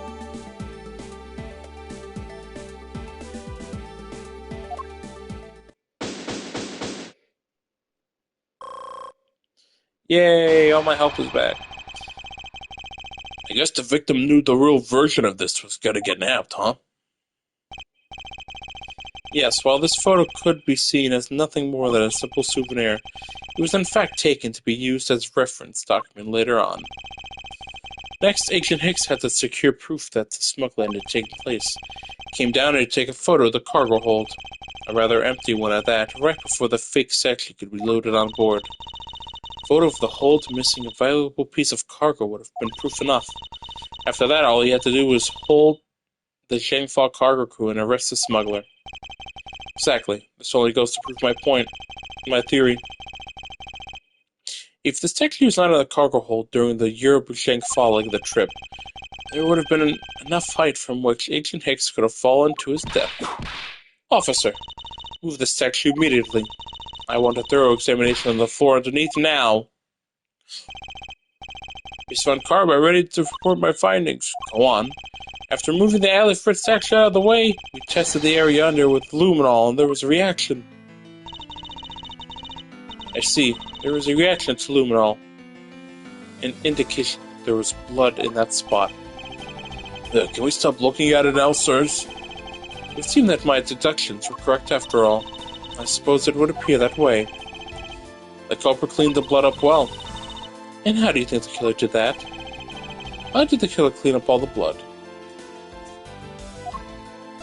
Take that!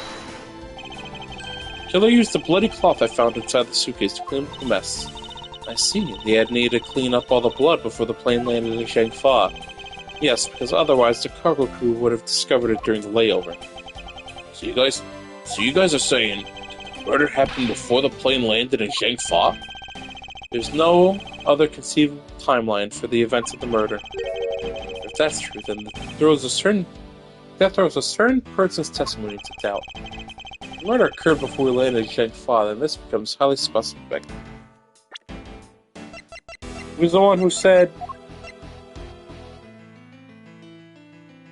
yeah, to me, it's Cammy's. Recall Miss Neal's testimony about Agent Hicks in regards to when we departed Zhangfa. I saw Mr. Hicks sitting in the seat at like 5 a.m., you know. She claims Agent Hicks was alive at the time of the service calls, but that totally contradicts the facts, sir! But why would she lie about something like that? And I think the only person who could answer that is Miss Neal herself. Oh no, Miss Neal happened to fall off the plane! Oh no!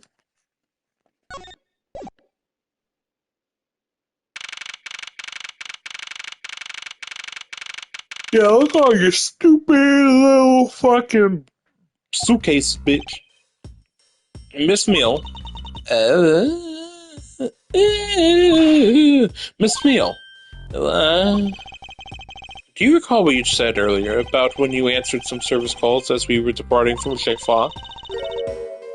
Uh-huh. You said that Mr. Hicks was sitting in the seat at that time. However, that is simply not possible, because Mr. Hicks was dead long before we ever touched down in Zhangfa. Miss Cammy Meal. Maybe I didn't say what I thought I did? No one could make a mistake so large, Miss Meal.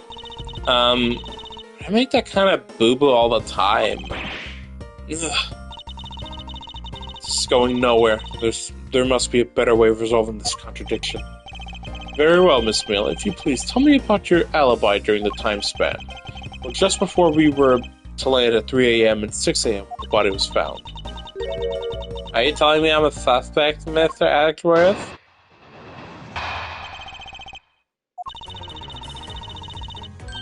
Yeah.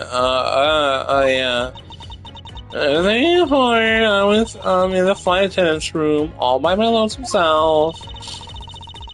Yeah. And from 5 to 6, I was in the flight attendant's room all by my lonesome self. How's a man supposed to react to a testimony like that? Miss Meal, wake up! She fell asleep again. Looks like the only way I'm going to be able to wake her up is by pressing her. Please let me press her just moaning. Wake up! Miss Meal, wake up! I'm awake. How's Ashworth? I demand that you do something about this flight attendant, this assistant. Why are you asking me to wake her up when you can finally put that whip to any appropriate use?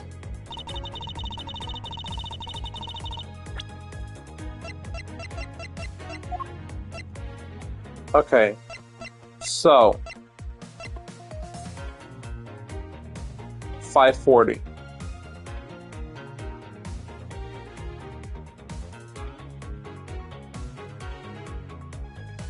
So at some point she would have had to see the other girl.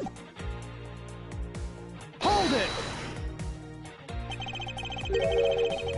If I remember correctly, food was being served in the first class in the lounge between the hours of 3 and 4. Yeah, well, that kind of stuffed around by Miss Rhoda. And what were you doing in the attendance room at the time? Eating, and then having the most delicious dream. You mean you were neglecting your duties? No way! Sleeping's part of our job too, you know.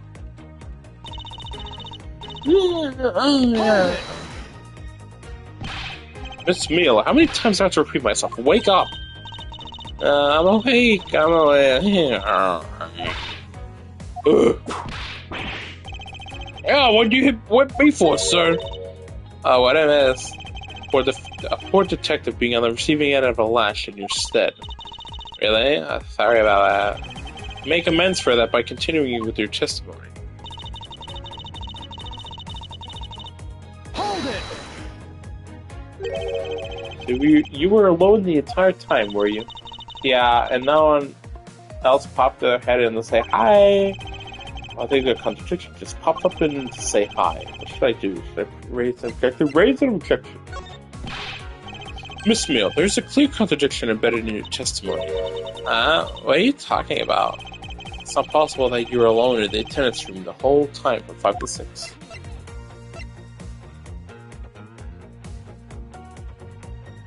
Take that! I wonder if you'd be so kind as to take a look at this receipt, Miss Meal. Receipt? For what? It's for the suitcase Miss Tenera bought. Now, if I may direct your attention to the timestamp, as you can see, it clearly says 5:40 a.m., Miss Tenero. Miss Tenero. Yes. Why is the killer here? I thought you'd have her locked up by now. I requested that she be present as a witness, so that we may straighten out your complex lie. Now then, Miss Tenero, between the hours of 5 and 6 a.m., you took a trip to the first class, down to the first floor in-flight shop, correct? Yes, I went to the shop to buy a suitcase, after which I went straight to the attendance room to drop it off. And did you see Miss Meal there at any time? No. So, Miss Meal, where were you really between the hours of 5 and 6 a.m.?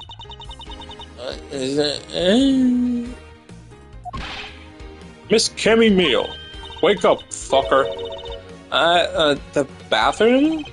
I'll be the one that asks questions here.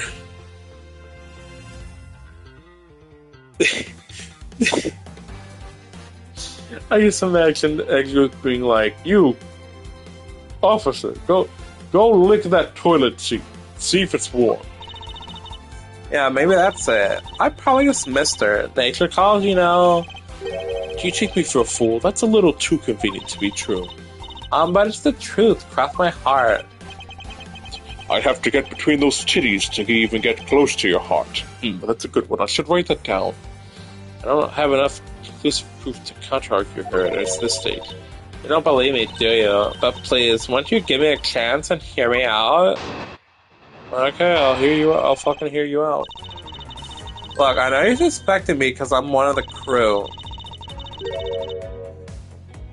But you think that maybe you should also suspect Miss Rhoda too. She's the one who turned to the elevator keycard and the shop, you know. The conversation. Only you are under suspicion for now. I don't get it. Why are you covering for Miss Rhoda all of a sudden?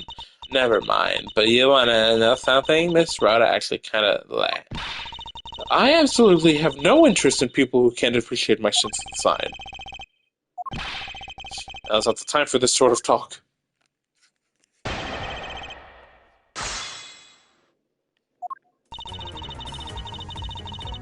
Hold it! Now, it's not the only reason I have for suspecting you. Your statements regarding Mr. Hicks also turned out to be a bunch of lies. But say I wasn't an attendant, you wouldn't suspect me then, would you? Yes, I suppose that's true enough. Hold it! She's already being detained for further questioning, or have you already forgotten? Yeah, I guess I forgot. Cammy, don't tell me you suspect me too. Sorry, can't help it. I mean, other than you, there's no one else who could have done it. I can't believe you would think that. I mean, me, a killer? Miss Meal, what do you mean by now that no one else could have done it? She's the one in charge of the elevator keycard in the shop, you know. And what are you in charge of, Miss Meal? I take care of the attendance room. That doesn't count. But I spent so much time in there, it might as well be my responsibility. Mr. Eckert, Cammy is very talented in languages, so she assists passengers who may not speak English, especially those who speak Borginian. She's the only one on this flight who is fluent. You mean that kinda... What am I in charge of? Why didn't you say so in the first place? What else could I have meant? Yeah, so I'm really good at Borginian. She's fluent in Borginian. And I suspect you're in charge of processing documents in Borginian. Yeah, I take care of anything that has to do with Borginian. Very interesting.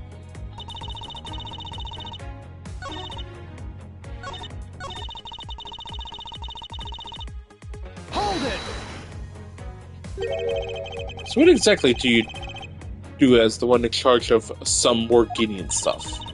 I do stuff like translate things from and into Borginian. Cam is the only member of the crew who understands Borginian, Mr. Eggsworth. Miss Meal, I take it that it is your job to process all the Borginian paperwork. Yeah, see, I totally pull my weight around here. So it appeared. Perhaps I should ask her a few more details about her work. And... Miss Meal, it is very unladylike to push suspicion onto someone else.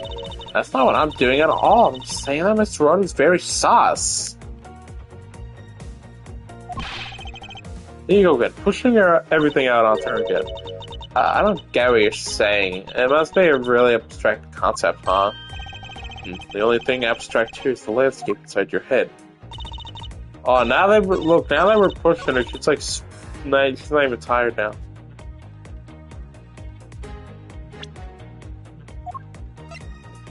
Objection!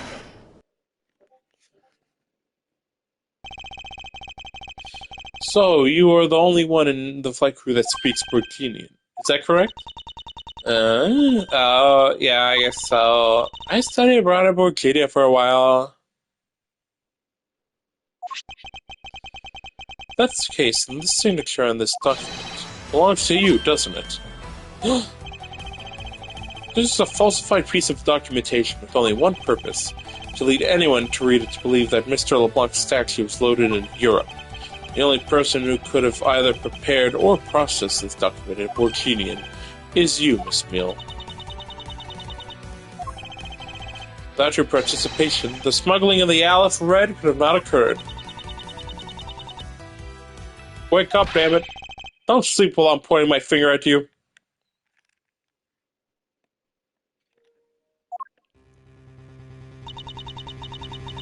What the fuck?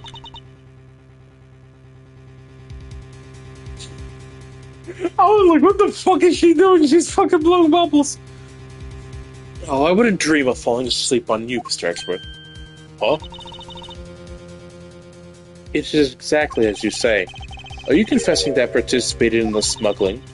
No, far from it. It's true that I was the one who signed off on the document. But you can't use that fact alone to make your allegation of smuggling stick. There's no direct correlation after all. All you have is my signature on a piece of paper. Really? All you did was sign it? I neglected to check if the cargo had been loaded on the plane properly. So sorry about that. Seems like she's finally woken up. This is going to be one tough fight. Oh, suppose, this is just a supposition. Even if I was involved in the smuggling, you can't throw the charge of murder on me just like that. You were involved in the smuggling. You would have a strong motive to kill. Agent Hicks was in the middle of an investigation regarding a smuggling ring. Just when he was about to close in, he's killed by a member of that ring. Well, did you ever stop to think that maybe Rhoda is the smuggling ring member? After all, unlike me, Rhoda has access to many things on this plane for work purposes. Did she just fucking multi-blow bubbles at me? So perhaps there is some element of a setup at play in this case. What are you talking about? Don't worry, I was talking about you. I meant the killer. First, it was myself, and now it's Miss Tenero who's in under the microscope. It seems to me that our killer is going to great lengths to pin this crime at anyone they can. You have no proof that Rhoda is being set up, or that she isn't. Actually, I believe that she isn't. She was indeed the intended target from the very beginning. I believe that the plan was to push all of the blame for the crime on her, and this evidence will prove my suspicions. This proves that the killer was out to frame Miss Tenero from the very beginning.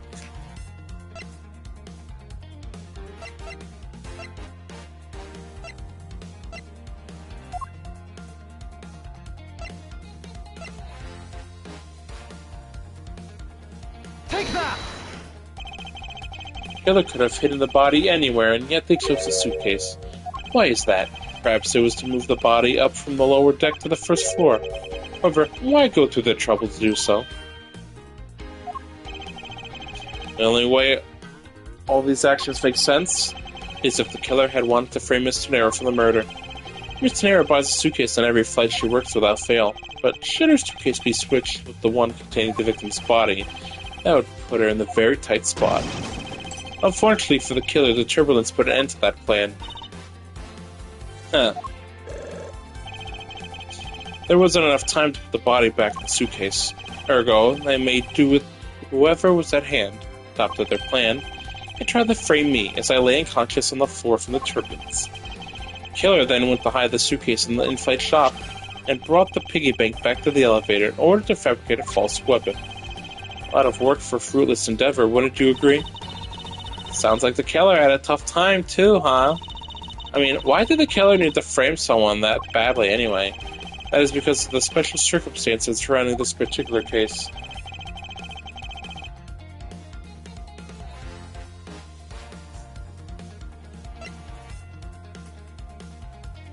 Yeah, it would be when it took place, not where it took place.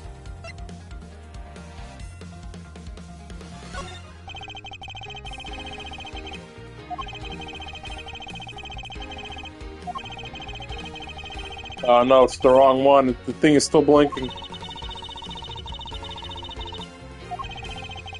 thought it'd be best to start from there. If you're gonna talk about completely unrelated matters, do you think do you mind if I take a nap? Hold on, I'm just getting to the meat of my argument. The special circumstances is simply that the murder took place on the plane mid-flight. No matter which country, customs is quite strict in this day and age. So no matter what you do, the chances that the body would have been found is very high. Therefore, there was no chance but to frame either Miss Tenero or myself. In other words, the only one who fits within the boundaries of the criminal's movements is not Miss Tenero or myself, but you, Miss Camille. Only you and you alone could be the killer. Yawn and... rub it in my face. Huh? Are you done already? I was about to fall asleep again. Anyway, let's be honest here. You don't have anything on me other than a whole lot of circumstantial evidence. Ugh. Women. And see the outline of how the murder occurred. I have no definitive evidence. Isn't there a piece of evidence that's still unaccounted for? Something that I still can't quite fit into the big picture. The cell phone! Take that! I don't have any actual evidence. I thought not. Well, that's because it went missing. It still is. Missing? What do you mean by that? In the complex puzzle that is this case, there was one piece I kept getting stuck on. And that is the victim's cell phone. Francisco? You were waiting at the airport for a phone call from Mr. Ignan Hicks' cell phone. Or at least that's what you told me. That's right. But Ignan Hicks' cell phone could not have been found at the crime scene. You mean the killer took the phone with them? Precisely. I suspect that if we were to find that phone, it would lead us to the killer. Come on, you're serious. The victim fell to his death from that height. Wouldn't his phone break as well? We won't know that until we try a little experiment, will we? Francisco? I'd like to ask for your assistance. You know the victim's phone number, do you not? Of course I do.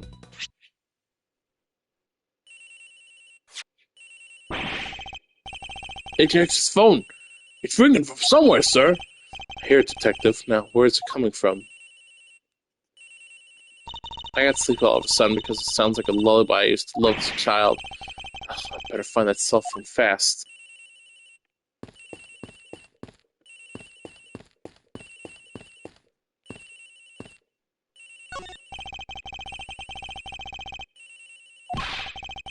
You'd better hurry to the flight attendant's room, sir.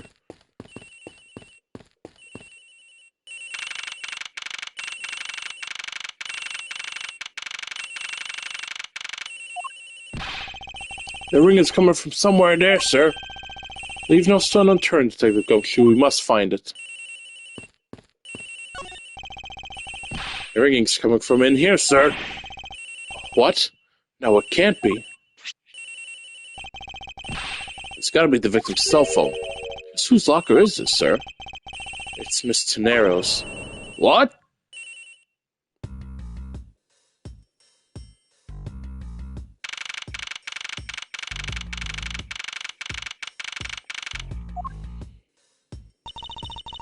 Summit Actress, how'd it go?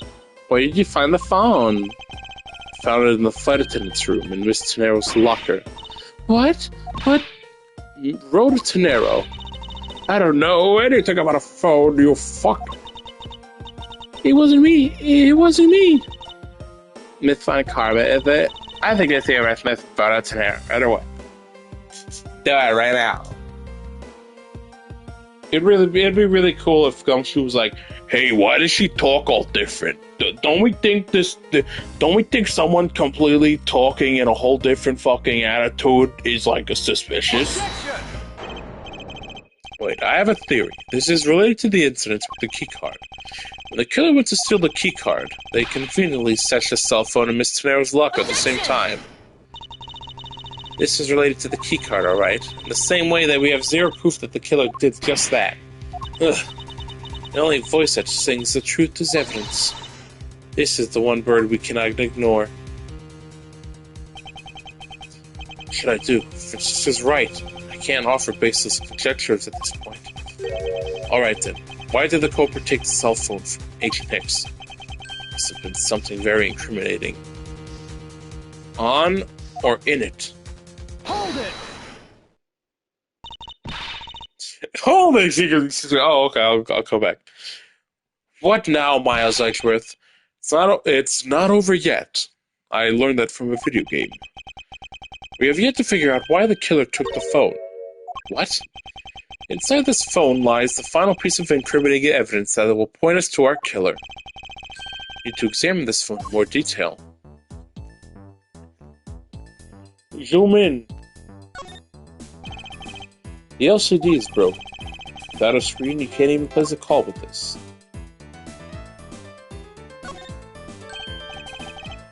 It's a camera lens. Come to think of it, I wonder, how exactly was Agent Hicks planning to preserve the crime scene of a smuggler? Francisco, I need you to confirm something. This cell phone, can it take pictures? Mr. Edgeworth, I can't believe you don't know about this kind of basic stuff, sir. This looks like a very similar model to my own, and mine can take photos just fine. Do you think Agent Hicks could have taken some pictures of this? In particular, pictures as evidence for a smuggling case. If so, I'd say there might be some very inconvenient photos in here for our killer smuggler. This phone's busted all up, sir. And a super prosecutor can repair a broken phone. Ugh, find a way, don't you worry about that. Yawn. May I go back to sleep now? Objection! The LCD screens on the inside and outside are broken, that's for sure. But that's also reason enough to believe that the killer wasn't able to erase the data. What? What do you mean by that, Francisco? Looks like a killer isn't very familiar with electronics. This phone still rang when I called it, meaning that only the LCD screens are broken. It's possible that the photos are still on there inside, waiting to be accessed. All we need to do is transfer the data to my phone. Francisco, your phone, if you please. Very well. It's transferring. Alright, displaying it now. Oh.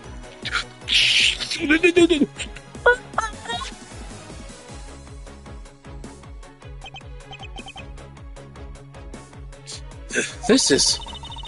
Agent Hicks was most certainly trying to obtain some evidence for a smuggling case. Hey, the Olive Thread nowhere in this pic, sir. There's no meaning as a piece of evidence in this murder case now.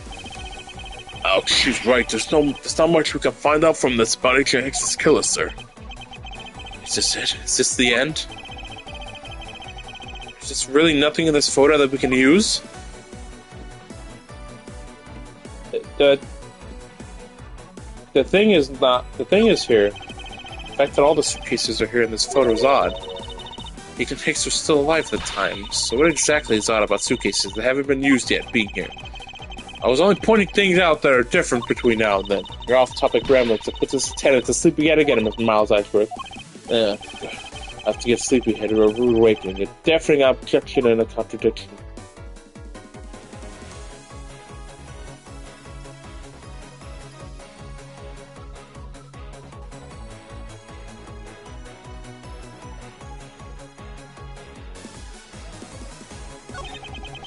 Guardrail. Looks exactly the same as it does now. That rail is entirely too low. I almost fell to my death. However, I was saved in a miracle-like manner. Perhaps this is what to run away from the death by the skin of one's gum means. Try to narrowly escape death by the skin of one's teeth, Shakespeare. Now, the unusual about them is particular, but I can't shake the feeling. Jan, if you're just playing around, mind if I go home? Yes, I mind. What exactly is different between then and now?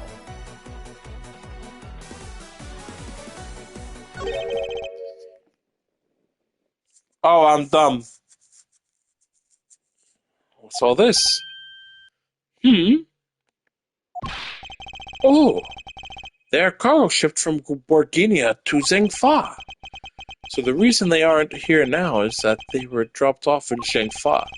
Mr. Blanc, can you tell me about the contents of the boxes? Unfortunately, there's no English written on them anywhere.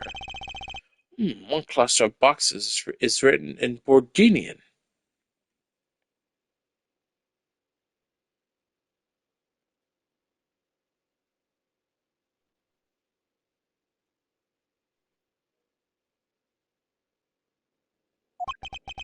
I was looking at something. It says balabadabadudu in its cloth in English. Cloth? Could it be? This for the killer. What? What is that scary face? Miss Mill? Yes? It appears that Agent Hicks was no ordinary investigator. He left us with a piece of evidence after all. A striking piece of evidence that will point out who his killer is. Ha! Maybe I should enforce your mistaken reading of a simple picture, Mr. Edgeworth. We're getting cargo on this. Because only you would know there was cloth in there.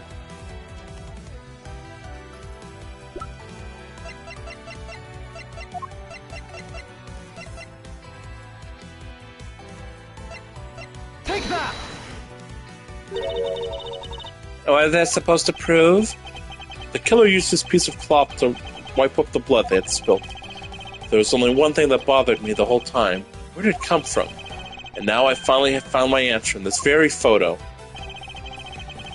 The cargo that was unloaded in Zhengfa had cloth written on it. In Borginian, that is. And this is where the killer grabbed a piece from which to clean up the blood with. That's right. The killer was someone who could read and understand Borginian. The only crew member that fits that description is you, Miss Camille. That's pretty flimsy. The killer probably searched through all the boxes looking for something to use. When you're frantic, you don't care if the box is English or Burkinian. Sorry, but I cannot agree with your assessment of the killer's indiscriminate nature. I'm a very smart lad. Jeez, another fucking... How many... Bro, how many fucking accounts am I gonna have to ban? Yeah, I cannot agree with your assessment of the killer's indiscriminate nature. What? There's no need for the killer to tear through boxes at random at all. And if the killer supposedly could not comprehend Borghini, well then.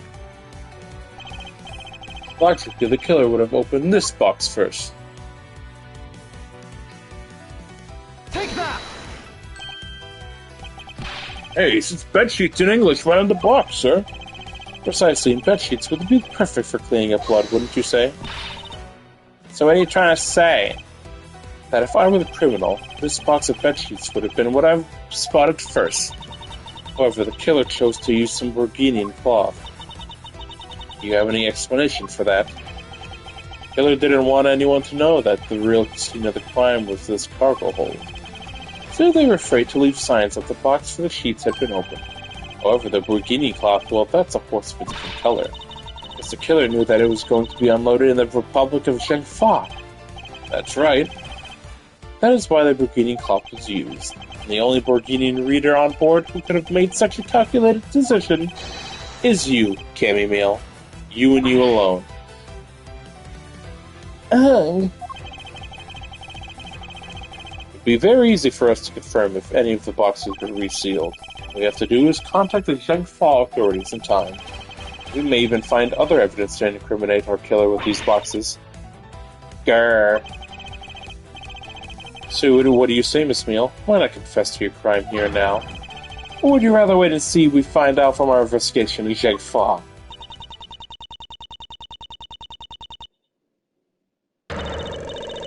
Oh, no, oh, fuck, the fuck,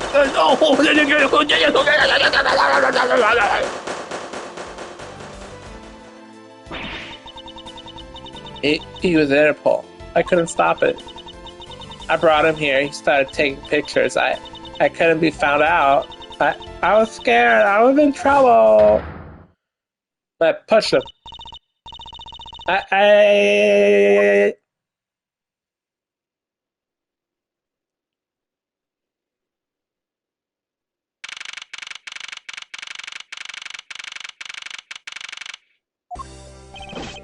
We finished making all the arrangements to take the suspect in, sir.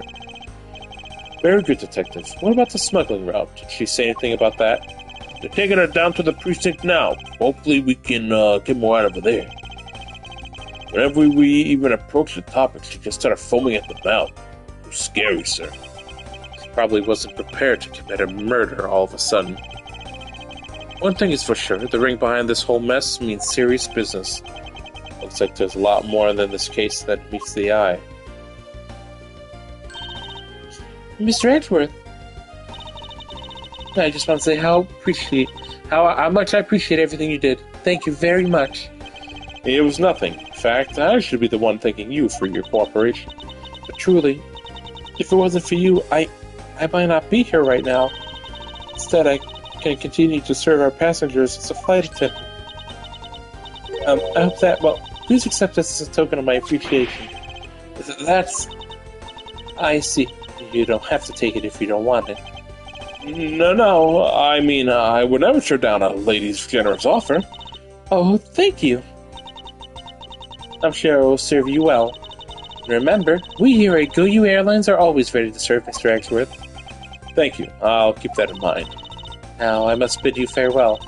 May all your skies be blue, no matter where you go. Ta-ta, bye-bye. Mr. Gupta, I want you to burn this suitcase. I can't believe we wound up investigating the whole day, sir. Boy, was it fun. Speak for yourself. My day was filled with earthquakes, elevators, and false charges. By the way, where's Francisca? Oh, she's filling out some customs paperwork for her departure. Departure? Yeah, Miss Von Karma's always really busy, sir. She's been flying from country to country to chase down some leads regarding her case. Detective, can you cancel the car I had you reserved earlier? You got it, sir. You're not gonna run after her, are you? Francisca. I thought I told you when you first landed. I have no idol. I no time for that, but shut up. I have no intention of wasting your time. However, it has been a while since we last met. I also have no time for such familiar reminiscences. Just who do you think I am? You are Francisca Von Karma. Proud, very proud. Prosecutor, deserving of much respect. Till only a little while ago, I was but a wretched mutt who was always losing to you. Dancing Piariazzi living her life on the name and fame of her invincible father built. True, your father, Manfred von Karma, didn't lose a single case for 40 years as prosecutor. However, I wouldn't say he was invincible. What are you talking about? The route I'm on a trail of is a little more troublesome than most. The smuggling route we found this time is only one sliver of the big picture. Sounds like a dangerous assignment. You really don't have to worry. I can take care of myself. Yes, I suppose you can. Plus, there is another agent on this case with me. Oh, another agent? He's a star among Interpol agents and has the highest successful arrest rate. Who knows? You may even run into him one day. I was simply caught up in this one case. I hardly see why we would cross paths. I suppose. But I doubt he would say the same. I am not following you. You'll understand soon enough. The fight has only just begun, Miles Edgeworth. I'll be back in this country soon enough. And when I am, you can be sure I'll pay you back.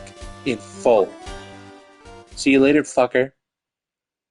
She's so rude to me. And just like that, she's gone, huh, sir?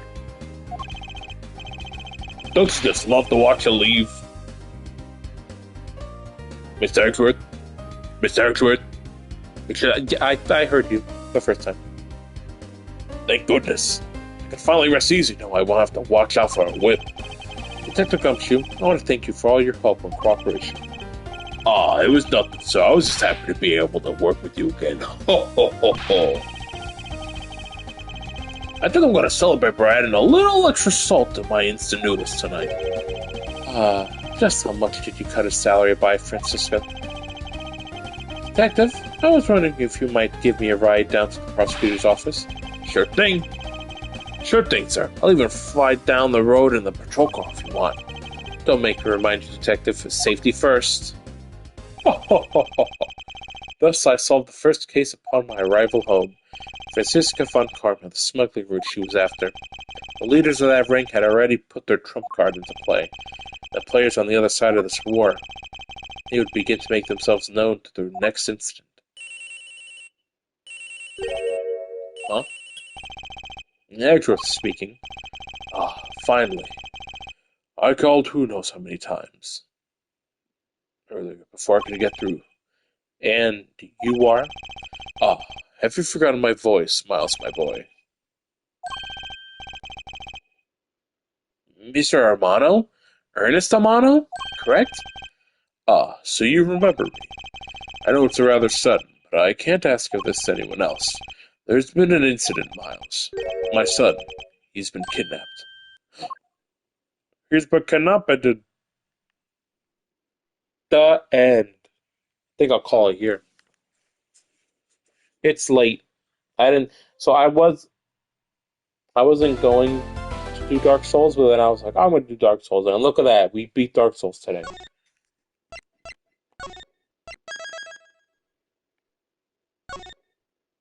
The kidnapped turnabout. Francisco Van Kammer. Let's start it so we can save it. Actually, you know what? It just saved now, so we'll actually see this and next time. Okay, let's see who we can raid today.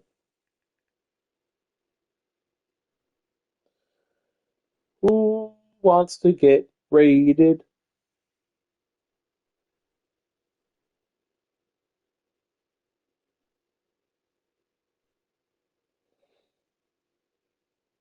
Halo.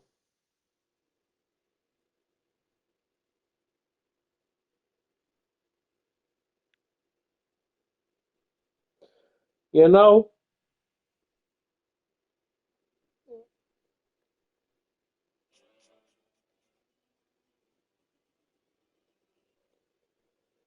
let me fucking watch this ad first, because God forbid you click on a stream and you don't get an ad.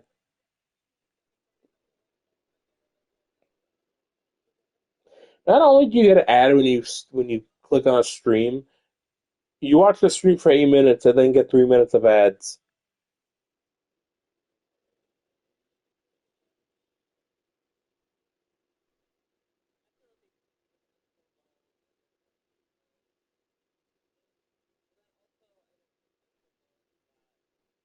All right. You know what? Just because it's been a while since she streamed.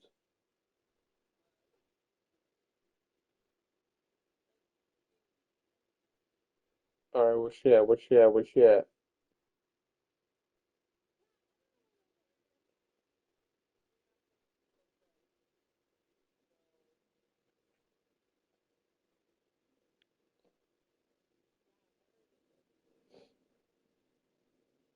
We're gonna raid Orla because from what I see, she doesn't stream too often. So for her to be on here, it's gonna be very cool streamer.